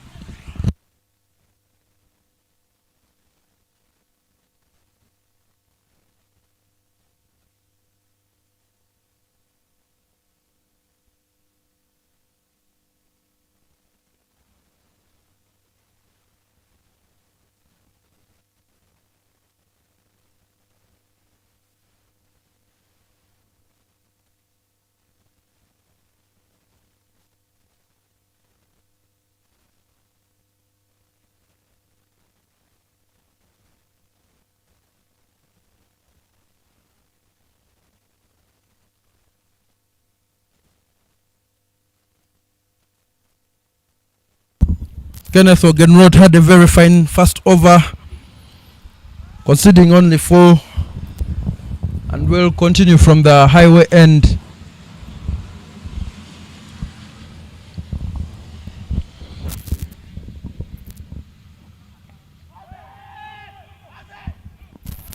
Slower ball, very intelligent bowling from Ogenroth, cutting the pace of that.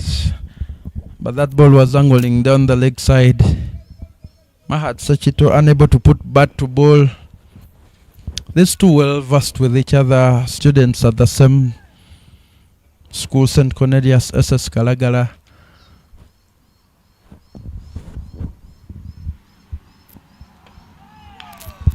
And it is wicket time. Right in the slot. Kenneth Ogenroth breaks the resistance from Mahat Sekito. Cleanly bowls him. Celebrations continue out there in the middle. And it is the first wicket for the Nsonga Royals with a score at just only 9. Yeah, it was right in the slot. The ball swinging in, and Mahad Sekito thought he could work it to the onside.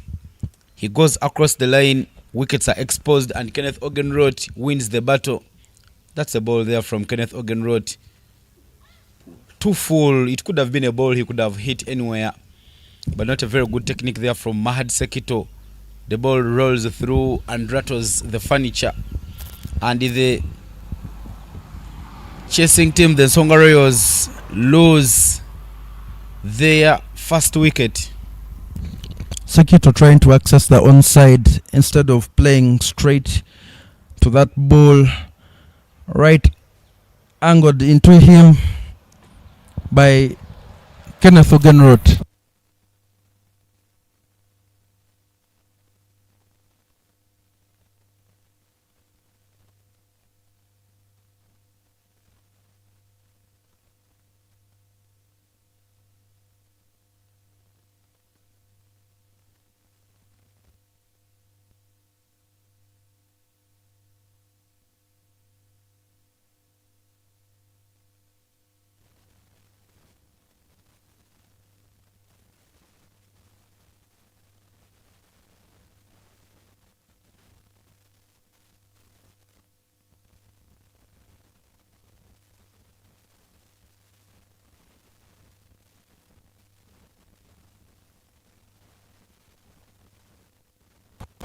The wicket-keeper batter Abdul Shakur Doka is the new man in,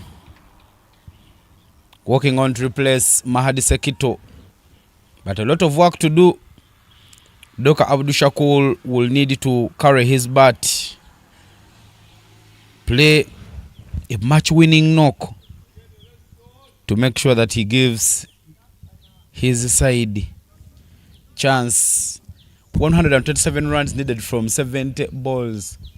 They need to accelerate gears now to get close to victory.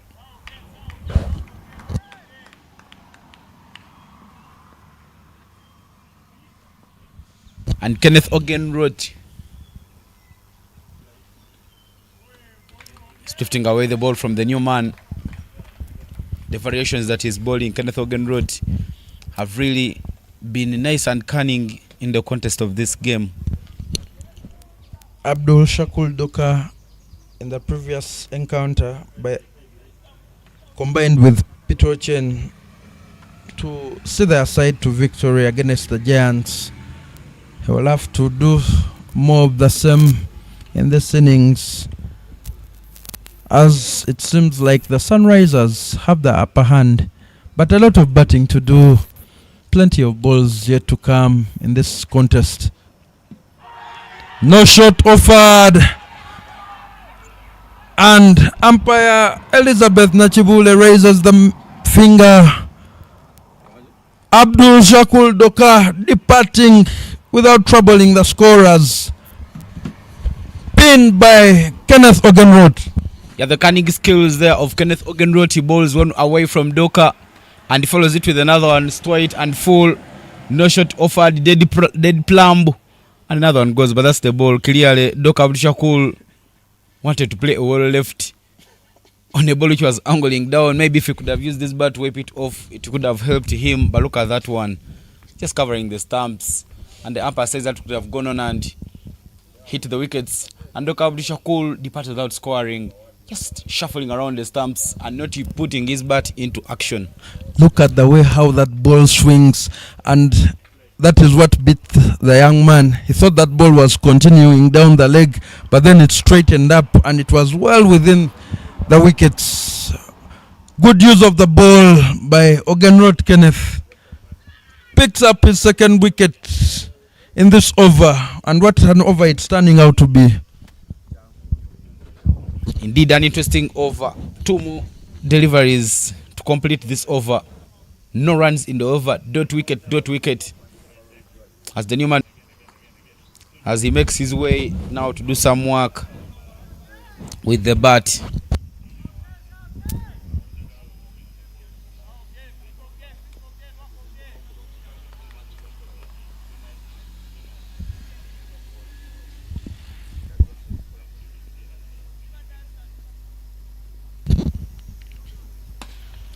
Driven.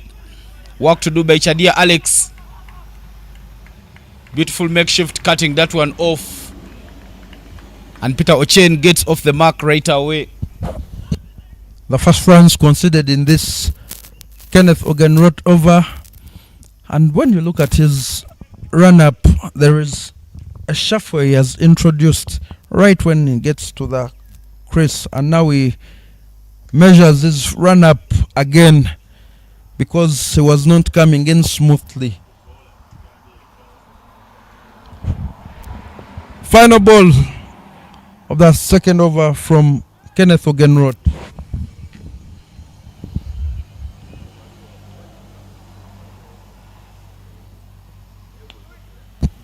Just one run in the over so far.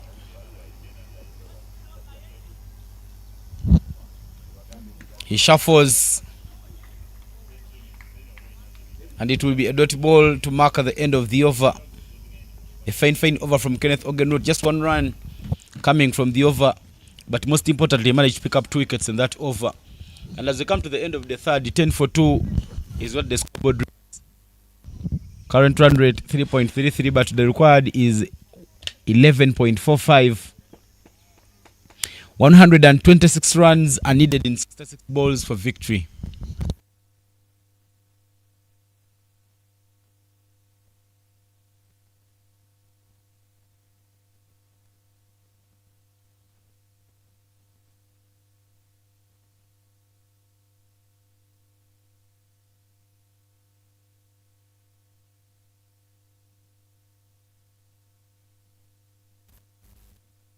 Chadia Alex back for his second over. Not sure how that one missed. The ball keeping very low on Peter Ochen. And Chadia Alex manages to start with a dotty ball.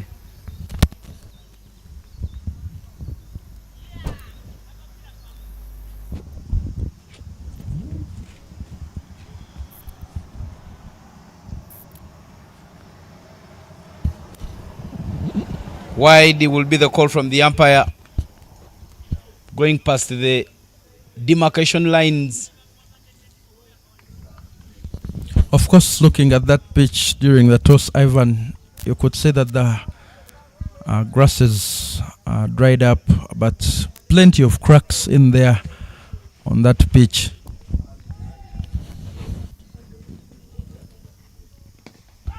Leading edge. Just doesn't carry to the fielder. Peter Ochen wanting to play that one on the onside, but in the end, he just manages a leading edge to mid off. Hamidu Munyigwa, the captain,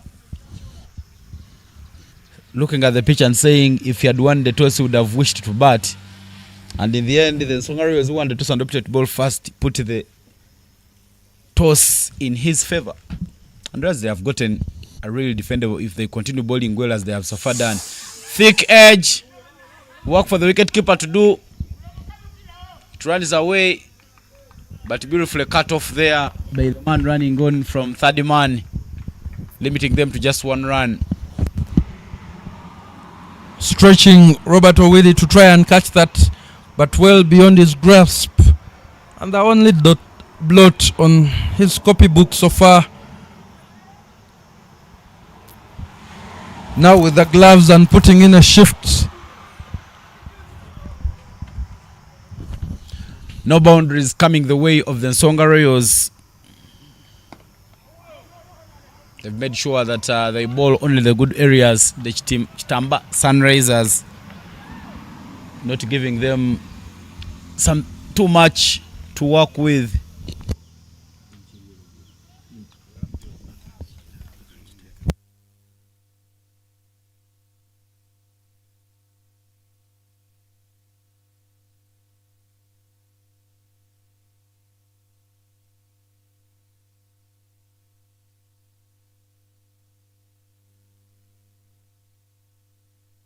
The appeal is loud, but umpire says no.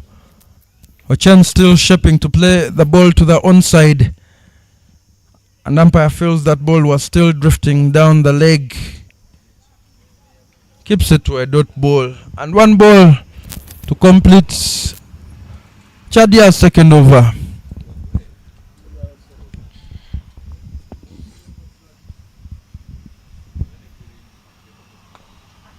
Thick inside edge from Peter Ochen, advancing down the track. Picks up one, retains the strike, and it is the end of the fourth over. The score is 14 runs for the loss of 2 wickets.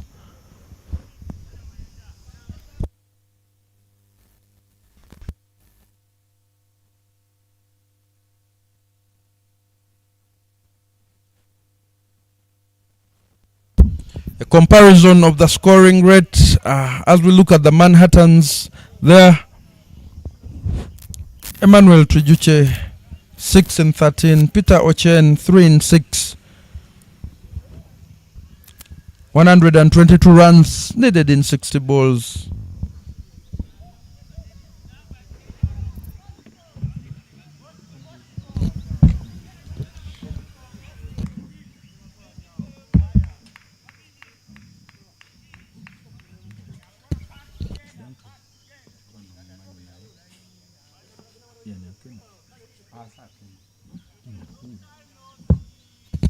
Bowling change. Now it will be spinners coming to the party. A quick one, but beautiful effort there from the fielder. Managing to cut that one off. As a bowler, your first fielder. And Akena Bosco, the man nicknamed Sanke, is the bowling change.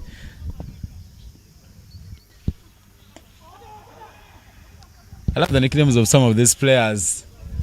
Akena Bosco, Sanke, Kasim Adam, Kadanke. Interesting names. But the umpire confirms that we've come to the end of the power play. In the revised condition is the power play coming to an end after 4.2 overs. But the nickname is Solomon. Very creative from the young lads. I think you would have experienced that as well. As that is cut away, we'll get back to that Solomon. It beats the fielder Kagera Raymond, and it goes all the way to the boundary. There was Widith, and the batter managing to cut it through. Emmanuel Tujuche bringing up another boundary. He's a very fine player of spin, and he manages to hit that one to the boundary. The Strikers will be taking on the Blasters today in the afternoon in another interesting clash. That's what I tell you, from since when I was young, I'm one of the people you will never hear me with a nickname. There was only one girl who nicknamed me in senior one, and she could call me Ivan C, but it could clearly be close to my name. But I never fussed those funny names. Of course, you know my name. The king himself, King Soso. That is now what is trending on my end. I've had some few, one like Interna, having played some international cricket. Great glove work from Robert Oidi to keep that to a dot. And final ball of the first over from Akena Bosco, aka Sanke. Quick in to the wicket, keeps that to 1. 5 overs done and dusted. The score quite stagnating at the moment. 19 for the loss of 2 wickets for the Nsonga Royals in their chase of 136 runs to win.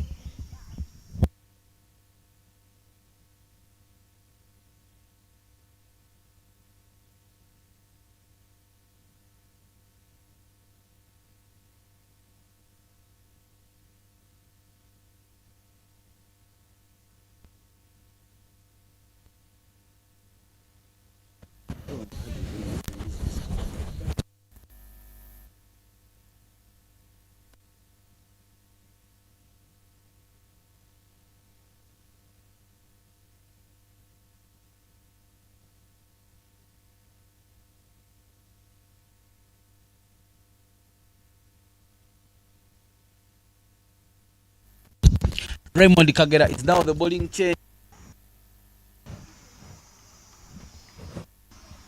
It's in 7 innings. Another slower ball, bowled wide. Peter Ochen collects it from the offside, deposits it over cow corner for 4.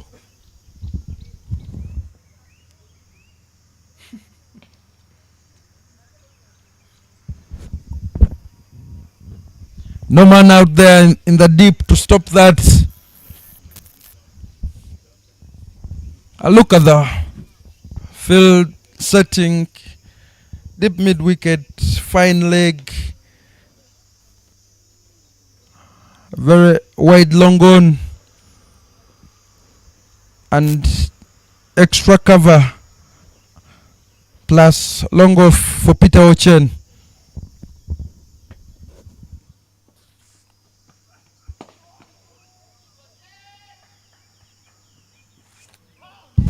Great work in the deep there from Hamid Munigwa. Keeps that within the ropes. They pick up only 2. Sorry, 1. Yeah, Hamid Munigwa running and covering a lot of distance, cutting that one off. Peter Ochen thought it could have gone to the boundary. That's why he only took 1 run. When he felt it on the middle of the bat, he thought it could do all the way. But look at that shift there put in by Hamid Munigwa. Cutting that one off very beautifully.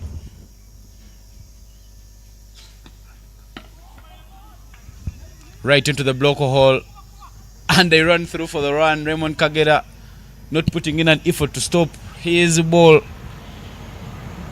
and another run is added onto the total. Peter Ochen and Emmanuel Tujuche are the 2 batters at the crease for the Nsonga Royals. 9 of 11, 11 of 18.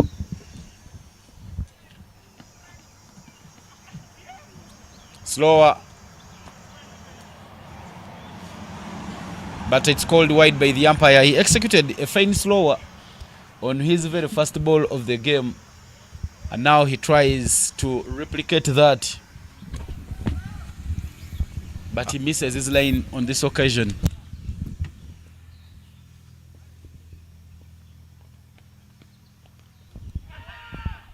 Another attempt at that slower ball again. That ball swinging, continuing on its way down the leg side. And in this first over, he's trying to bowl intelligently. The line's not coming through for him. And a few of those extras not going full pace so far. No ball indicated by umpire Reston Alumansi. Free hit indicated. Opportunity for Peter Ochen to fill his boots. Yeah, Peter Ochen will be enjoying the free hit.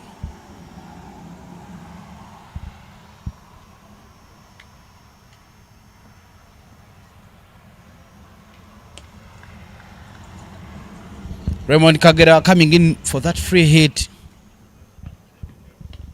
He goes for a full one, but Peter Ochen not managing to hit that one.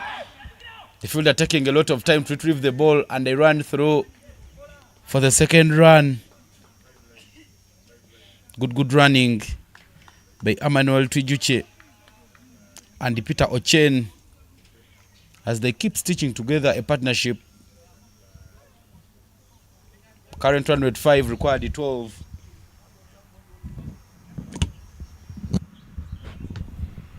Final ball of this Kagera over.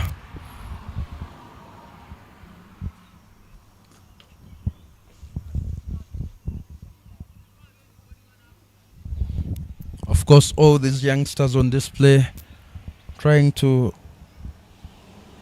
show what they can do. Some still qualifying for the underage groups. Teams yet to be constituted, but a brilliant opportunity provided by this tournament for the youngsters to show what they have up their sleeve. Bowls that one full and it will be a dot ball to complete this over. Raymond Kagela conceding 11 of his first 6 overs. Done and dusted. 30 for the loss of 2.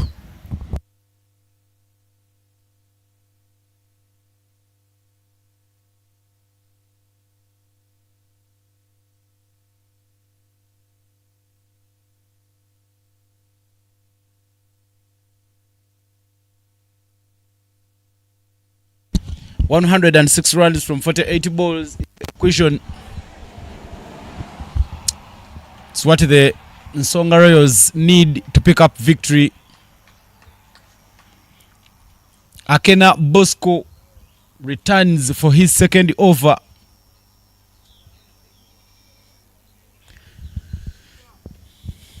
The Nsonga Royals chasing a target of 136. Akena went for just 5 runs in his first over, and now he comes back for his second. He will be hoping that he can bowl the good areas.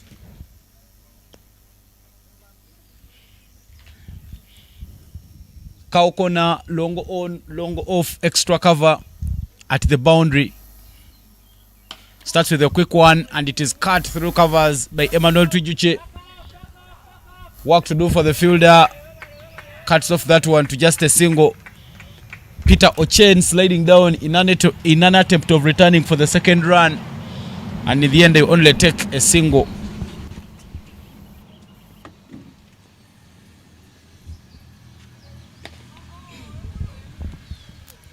Plays off his back foot. Chadi Alex keeps that one as well. They need to continue rotating the strike.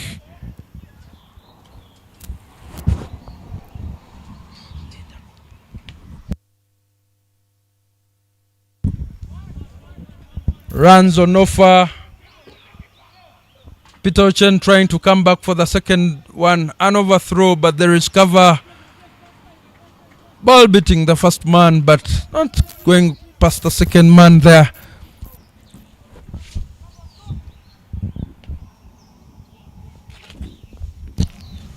Sticking in. The only issue for John Bosco is that he's been bowling it a bit quick, and looking at the surface, it has some cracks.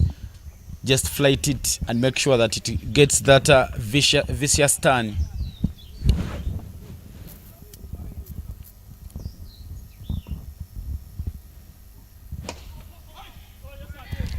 Beautiful, putting his body behind the ball and cutting that one off. And now one of the things that they should be looking at doing is making sure that they don't concede boundaries. From the edge of the bat to the pads, and it's a dot ball to end the over. Just 4 runs in that over, and as we finish the 7th over at the halfway mark, 34 for 2 is what the scoreboard reads.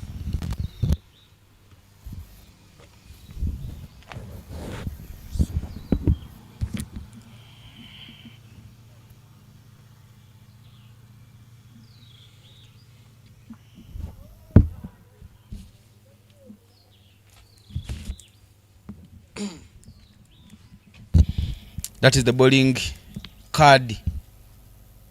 Kenneth Ogonot has bowled 2 overs, picked up 2 wickets at an economy of 2.50. Quite good in the contest of this affair. He's not given anything away. And there is a bowling change coming in from the Forest end. Hamidu Munjigwa will be the other spinner to take on the business. That one nearly beats the wicket keeper. But good efforts coming in from Robert Owili to stop that one from running away. More 102 runs needed from 41 balls. I love the turn and bounce from Hamidu Munigwa. Quite unplayable. Very intelligent bowling from Munigwa. Right in the slot there. Peter Ochen goes aerial. Maximum picked up. They will need many of these shots if they are to get anywhere close to winning this game. But what a fine looking shot there from Peter Ochen. Just aligning himself very well and swinging his bat through, going all the way over the head of Longo On. Bring up another boundary. First boundary 6 in this run chase. A bit of a leading edge from the bat. No effort put in by the fielder. And they take the run. Beautiful cricket being played between Peter Ochen and Emmanuel Twijuche. Twijuche out there since the beginning of the innings, anchoring the innings so far. And when you have people finding their range and making runs, sometimes you're just a spectator on the other end. Uses his wrists well, picks up one.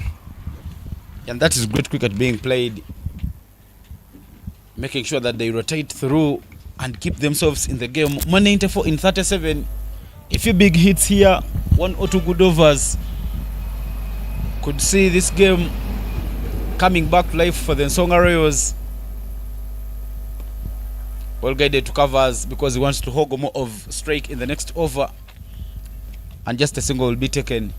9 off Hamidu's first over. And at the end of the 43rd over, at the end of the 8th over, 43-for-2 is the score.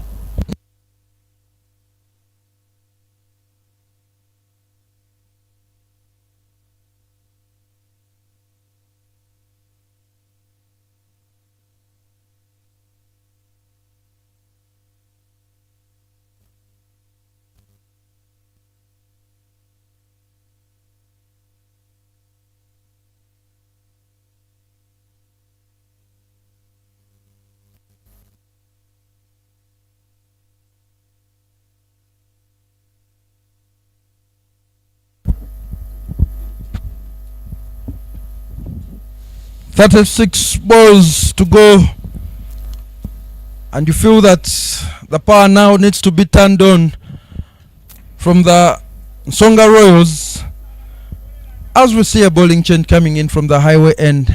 London Muhanguzi, a man whose name means victory, comes into the attack. London Muhanguzi coming in to replace Akena John Bosco. Akena John Bosco in his very first game of this tournament. Hit, but it doesn't go all the way. Falls short of the field at Longo On Hamidu Munyigwa, and only 1 run is taken. Sometimes the fielders coming in from the boundary are caught in between, trying to come and try and catch the ball or just catch it on the bounce to prevent for leading edge into the waiting hands at the man at gully. Emmanuel Twijuche will have to depart, having been there from the start. 14 in 23. Yeah, Twijuche Emmanuel trying to swing hard in that shot, but in the end he just manages an edge to a waiting gully fielder, holding onto that one dearly, and Emmanuel Twijuche goes. When you look at the way he moved in for that ball, shuffling across the stumps, making sure that he makes full access of the ball, but unfortunately not managing to hit that one away. It's an edge and it's a wicket. The 3rd wicket goes for the Nsonga Royals.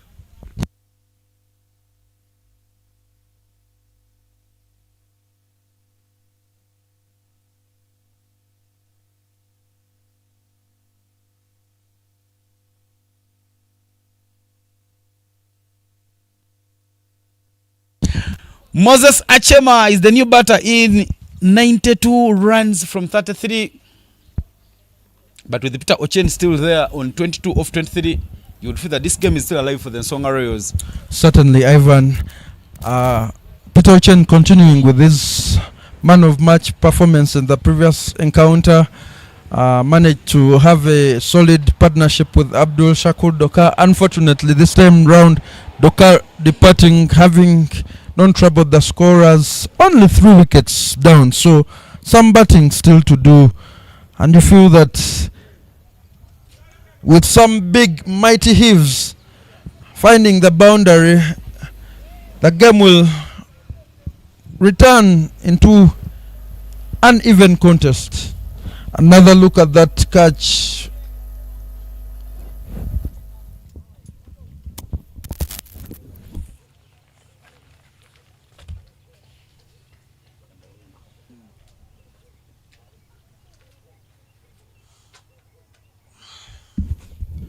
Moses Achema and London Muhanguzi Timothy, members of the school team for King's High School Mukono, well versed with each other, trained together, and the battle lines are now drawn as they appear for different teams in this contest.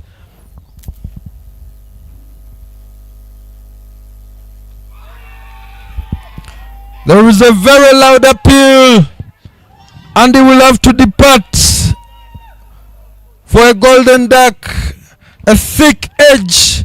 Robert Oidi with a neat glove work, and Muhanguzi snares his man.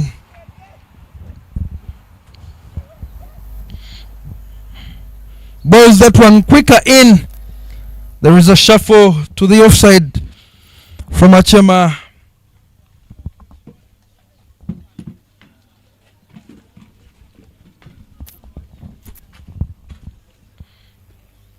Thick edge. Robert Oidi was convinced. So was umpire Elizabeth Nachibule, leaving a stand Moses Achema to make his way back to the dressing room. Score stands at 44 runs for the loss of 4. 9th over running.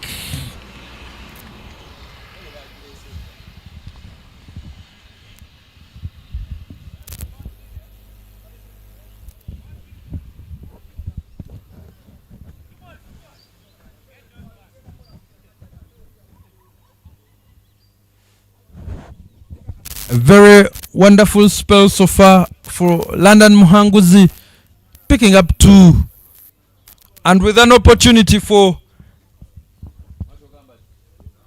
a hat trick.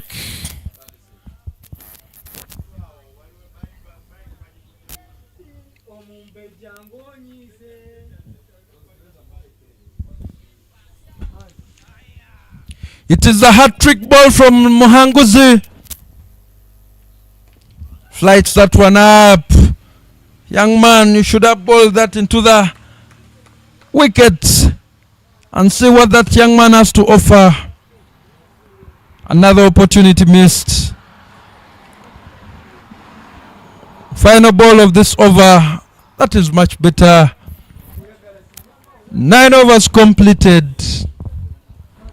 44 for the loss of 4. For the Nsonga Royals, trying to overhaul 136 runs for victory,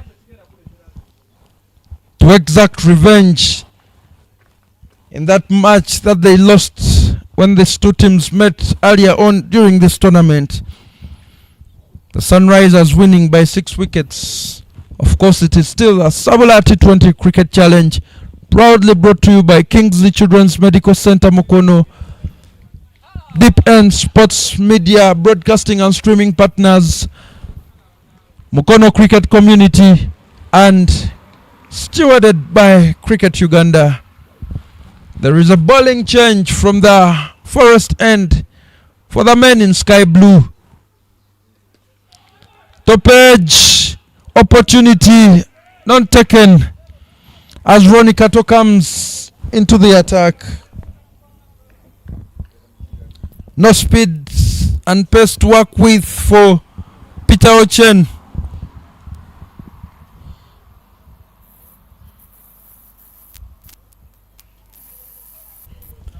Mutwali Mustafa is the new man in.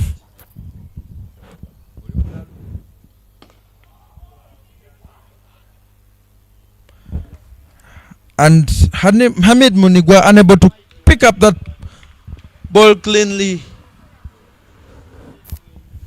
They pick up 1 to that.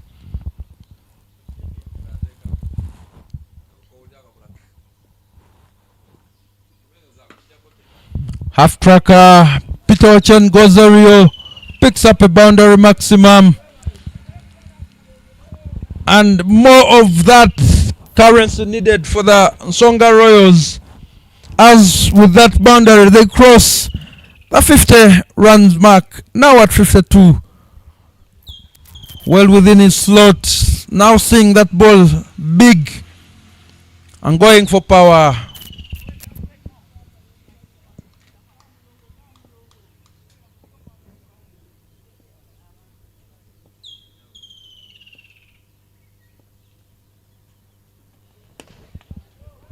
Trying to access the offside, finds the man at covers. That's a dot ball.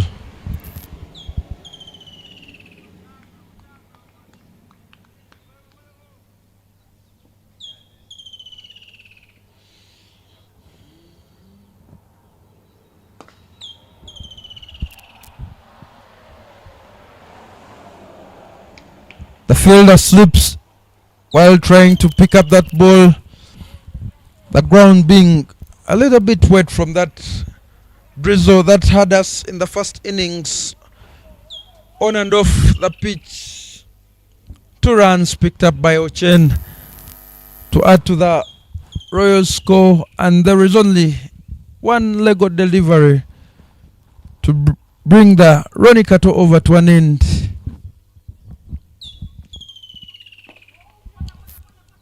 Goes for the Yorker, digs it out and finds one to retain strike. Peter Ochen now at 32 in 28. Mutwalibi 1 in 3. At the end of 10 overs, the score is 55 for the loss of 4. A run rate of 5.5, needing 81 in the remaining 24. From that you see the Roberto Willie Show unbeaten, 104 in 55 in the first innings of this encounter. London Muhanguzi Timothy will continue from the highway end for his second over.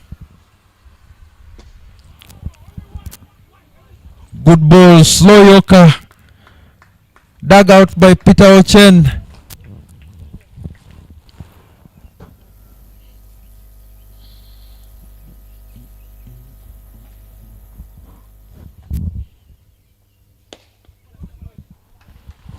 Does the fielding of his own bowling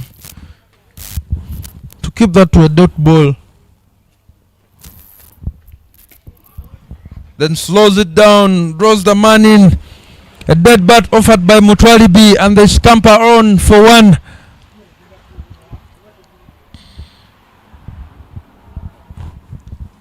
Long off and long on out. Extra cover to Peter Ochen. Drives that one beautifully on the ground. Hamid Mundigwa with the cleanup.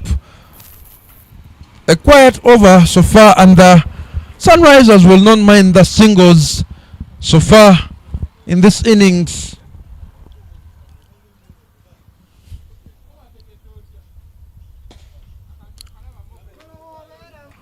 Good off drive from Mutwalibi, keeping Ochen company so far.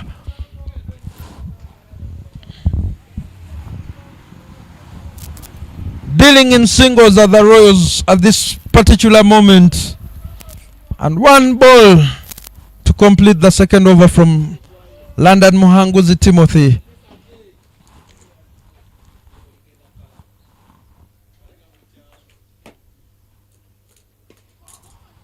Bowls that into the pads. And with Peter Ochen knowing that he needs to get on strike to the other end, picks up 1. 11 overs completed. The score is 60 for the loss of 4. You feel that the need to go, and they need to go now, as only 3 overs are remaining in this contest.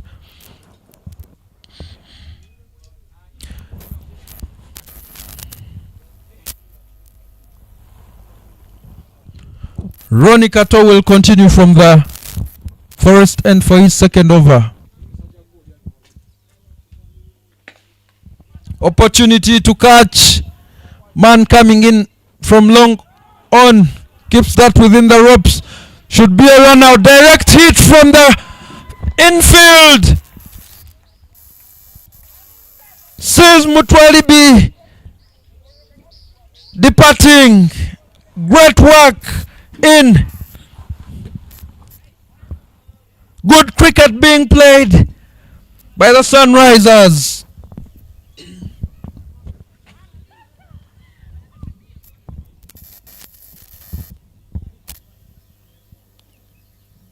Good pick up from Moses Akena. Direct hit with Mutwalibi nowhere in the frame. And the screws being tightened against the Royals by the Sunrisers. That wicket marking the 5th wicket to fall for the Nsonga Royals. Mutwalibi guilty of looking at that ball instead of running. The first run had, and by the time he decided to come back for the second, he was nowhere near the frame.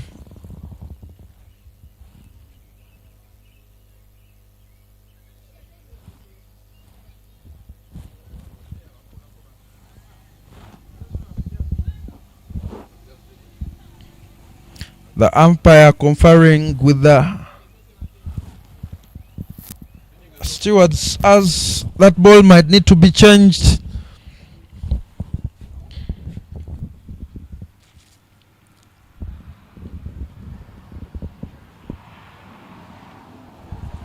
.75 runs needed in 17 balls. The required rate, an eye-watering 26.6 to get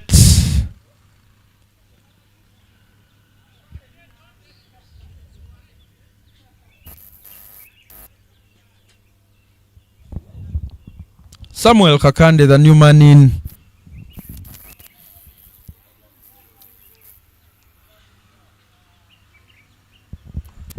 But you feel that with Peter Ochen still in, he will try and inch the Royals closer and closer to that total.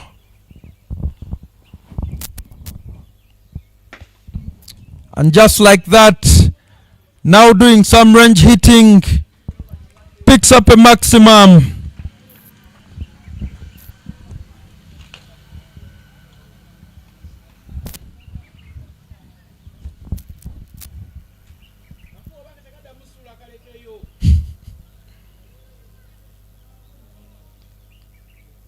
The fielders can only collect that ball from beyond the boundary ropes. That ball within the slot for Peter Ochen to swing his arms. Going powerfully at it. Borrowing from Robert O'Willis' notebook. Shuffles across the stumps. Unable to get hold of all of it. Running to keep strike.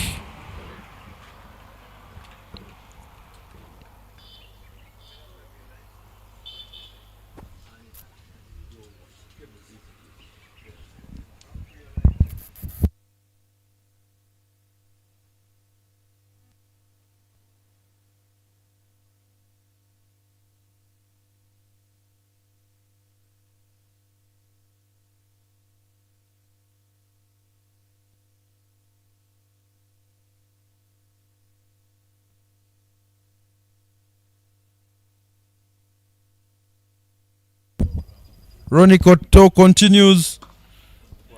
Opportunity to catch. Kenneth Ogenroth picks up that one to give Ronnie Cotto his first wicket in this innings. Somehow, they have always found a way of breaking partnerships. Every time there was something growing up, it has always been ended. Another one going. It's another wicket, and it will be the danger man Peter Ochen to make the long walk back. He was putting on some bit of a fight, going for some power hits, but in the end, is falling.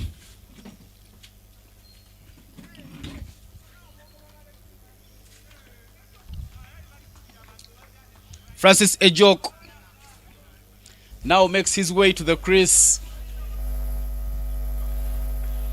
hoping that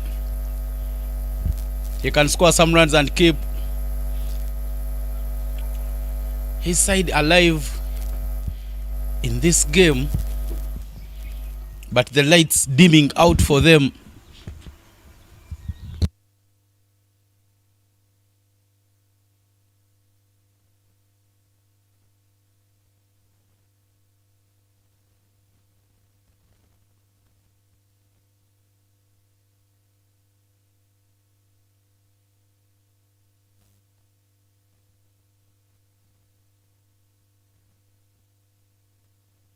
Katoroni getting the wicket that his side needed, and now it will be the lefty making his way to the crease.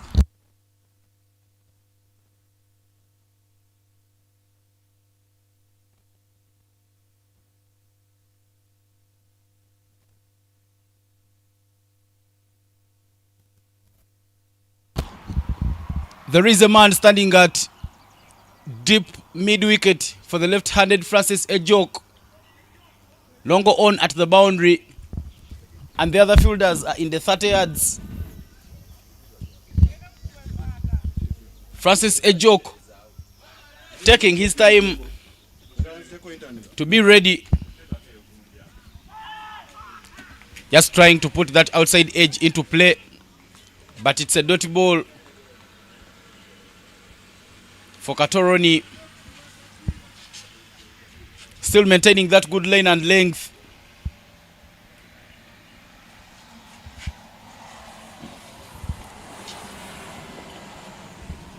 Left-handed shot, just whipping it off the pads. Too full from Katoroni onto the pads and just whipped away by Francis Ejok to bring up a boundary.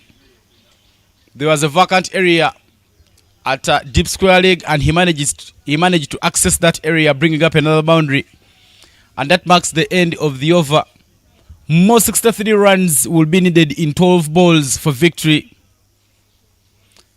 73 for 6 is the score for the Nsonga Royals as we come to the end of the 12th over.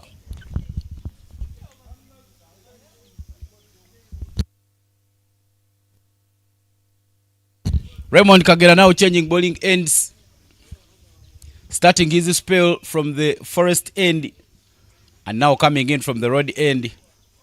Not too much sunshine shining today, a bit overcast. The Katosi strikers will have an affair to sort with the Chindi Blasters later on in the afternoon today, so make sure that you keep it deep end. Half chance put down. Raymond Kagera not getting hold onto that opportunity right in his follow through, and squandered away. To him, but he doesn't get hold onto that chance.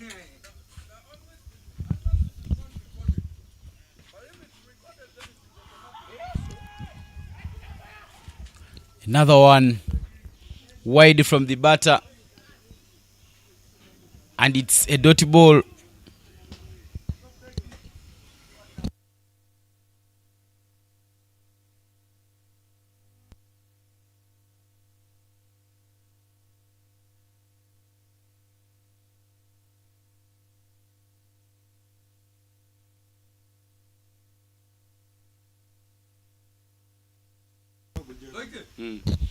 That's one is hit up in the air. There is a fielder. Oh, the opportunity put down and the run out opportunity not taken. The younger man kept feeling bad of putting down the opportunity, not knowing that there was another opportunity of the run out.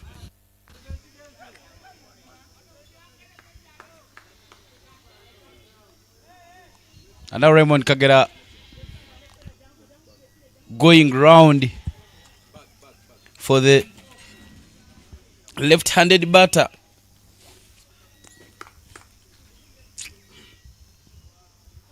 An interesting field setup. They keep the deep mid-wicket fielder in play. Full and whipped on the onside, but there is a fielder.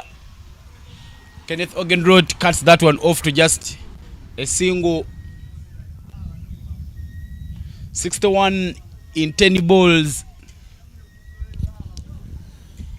We are into the penultimate over of the second innings of this game.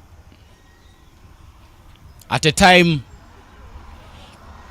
when the Nsonga Royals needed to score some boundaries to keep alive in the game, they quite can't find any.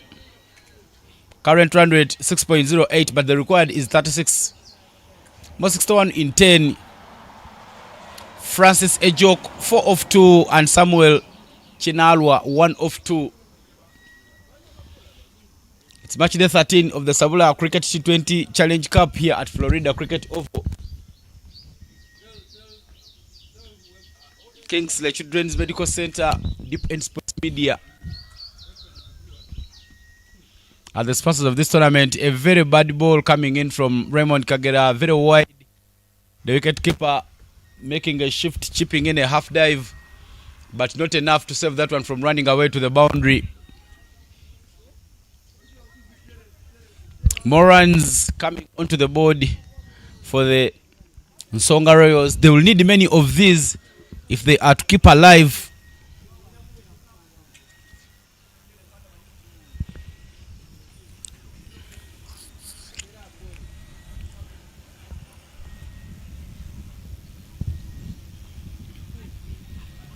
Another one in the slot. And another one wide by Raymond Kagera. Just throwing it away from the tram lines.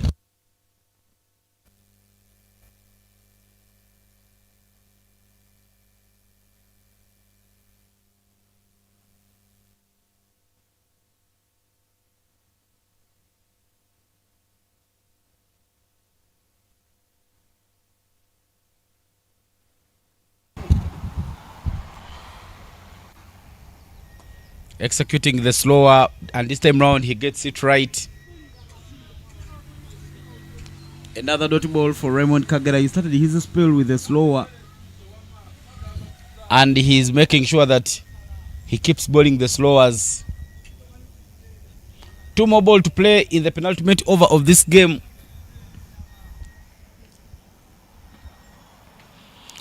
Furniture time.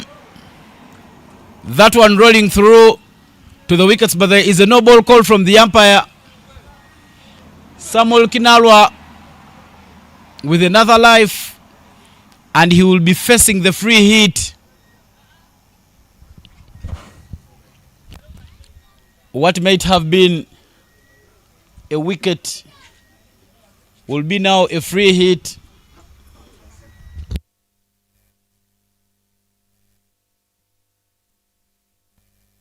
.53 from 80 balls for the Nsonga Royals to pick up victory. You'll feel that they leaked many runs during the first innings of the game. Free hit. Hit but without control.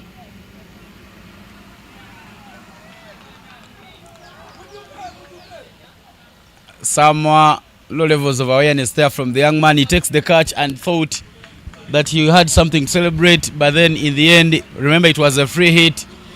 The batter is not out, and they take the run.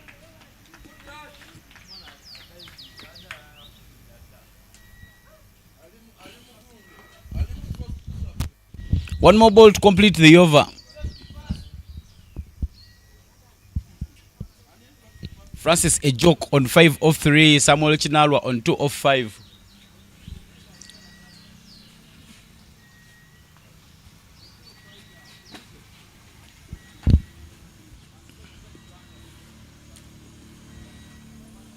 Raymond Kagera quite expensive in this game. His 1.5 overs have gone for 22 runs, and he is still wicketless with one more legal delivery to complete his spell.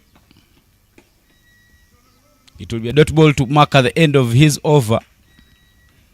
And as we come to the end of the 13th over, 84 for 6 is the score.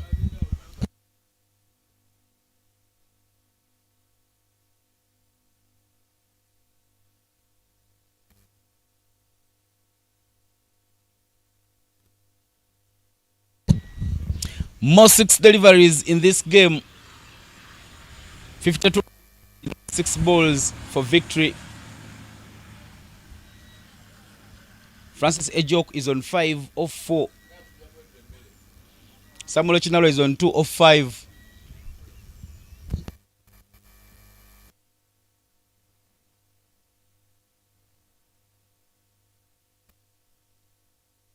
And then Mbuzi, who has so far bowled 2 overs, conceded 6 runs and picked up 2 wickets, will be bowling the first 6 deliveries of this match.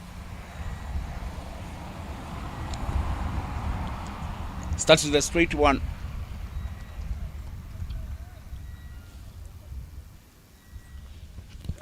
And it's just dotted.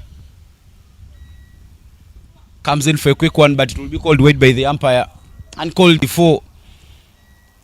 Instead of maintaining the good line and length, he tries to rush the batter into the shot.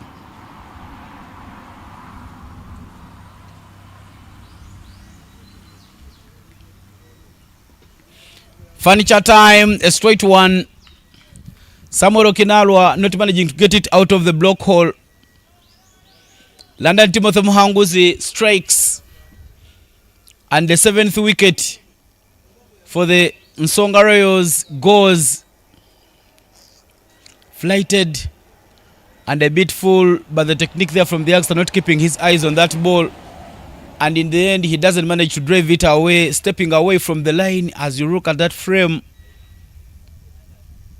And he fails to stop that one from rattling the middle stump. Furniture rearranged. And the 7th for the Nsonga Royals goes 51 in 4. It will be a miracle of sorts. A miracle of margin proportions for them to pick up victory. Christian Mulindwa is the new batter in, replacing Samuel Chinalwa. More 4 balls to play in the match.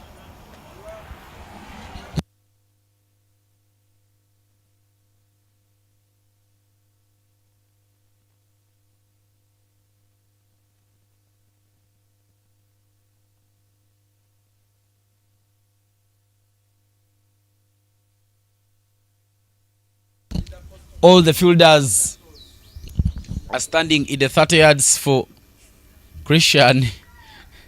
And the full one outside off stump by London Timothy Muhanguzi results into another dotty ball.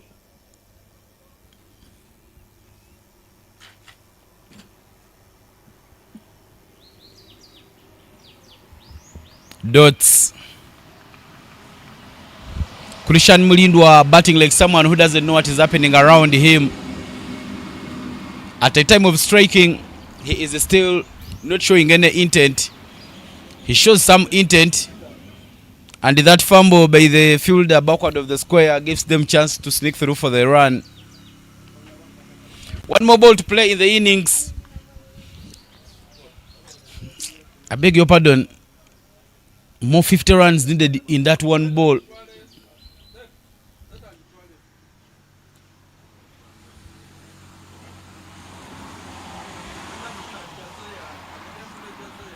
Francis Ejok taking his time. 1 rolling onto him, and the upper side would have missed down in the leg side. And that dot ball marks the end of the innings.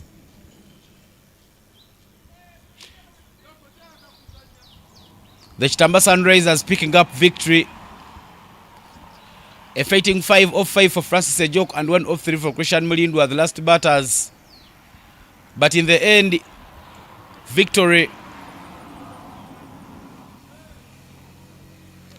going the way of the Kitamba Sunrisers. But that's the batting card for the Nsonga Royals. Emmanuel Tujuche 14 of 24. A mid-order fighting 44 of 35 from Peter Ochen, the captain for the day. But nothing much coming in from the rest of the batters. And in the bowling card, Kenneth Hogan wrote, bowled 2 overs, conceded just 5 runs, picking up 2 wickets. Whereas London Timothy Muhanguzi picked up 3 wickets. Ronnie Kato, just 1 wicket for him, and it was the big one of Peter Ochen. 16 extras given away, something for them to correct as we come to the end of this interesting match. The match summary: Robert Oidi opened the batting for the Kitamba Sunrisers. Remember, the Nsonga Warriors won the toss and opted to bowl, but Robert Oidi scored 104 from 55. Hamid Munyuga supported him with the 19 off 18. 1 wicket apiece for Peter Echen, Francis Ejok and Doc Abdushakur. But in the end, victory going the way of the Sunrisers. We've come to the end of the game, ladies and gentlemen, and I'll be coming to you shortly with the post-match presentation. There is also an afternoon game which will be happening between the Katose Strikers and the Chindi Blasters. Make sure that you keep on your screens so that you don't miss this exciting action. It will be the highlights coming on your screen for now.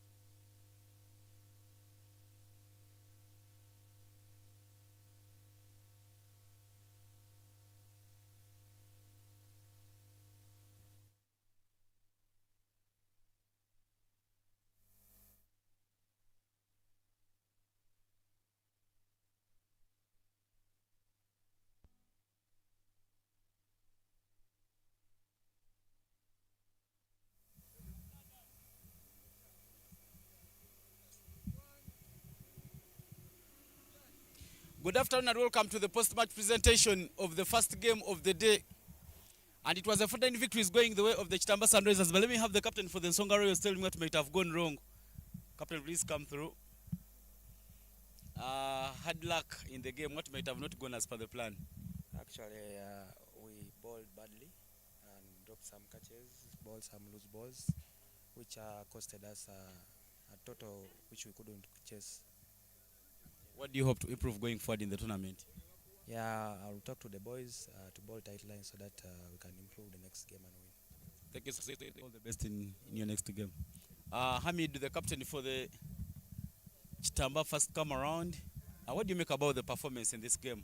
Like I told you in the morning, when we go to batting first, we should set a score of 120 and above, and we did it very well. So it was a defendable score. And according to my team, how they bowl, they are strong. So we had a lot of chances to defend the game, and we did it very well. Thank you so much and all the best.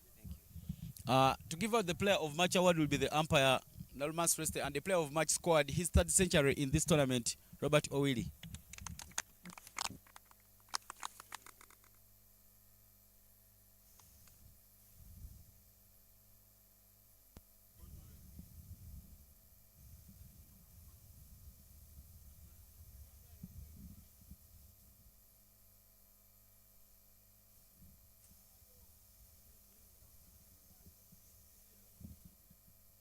Thank you so much, Reste. Robert, what do you make about your performance in the tournament so far? You're batting like someone who's batting from a wicket of your own. Actually, since the tournament started till today, I've been going into bat with a positive mindset of scoring runs. Enjoy your player of match. And we've come to the end of the post-match presentation, but there's an afternoon clash which will be happening, ladies and gentlemen, and it will be between the Chindi Blasters and the Katosi Strikers. Keep it deep and Sports Media.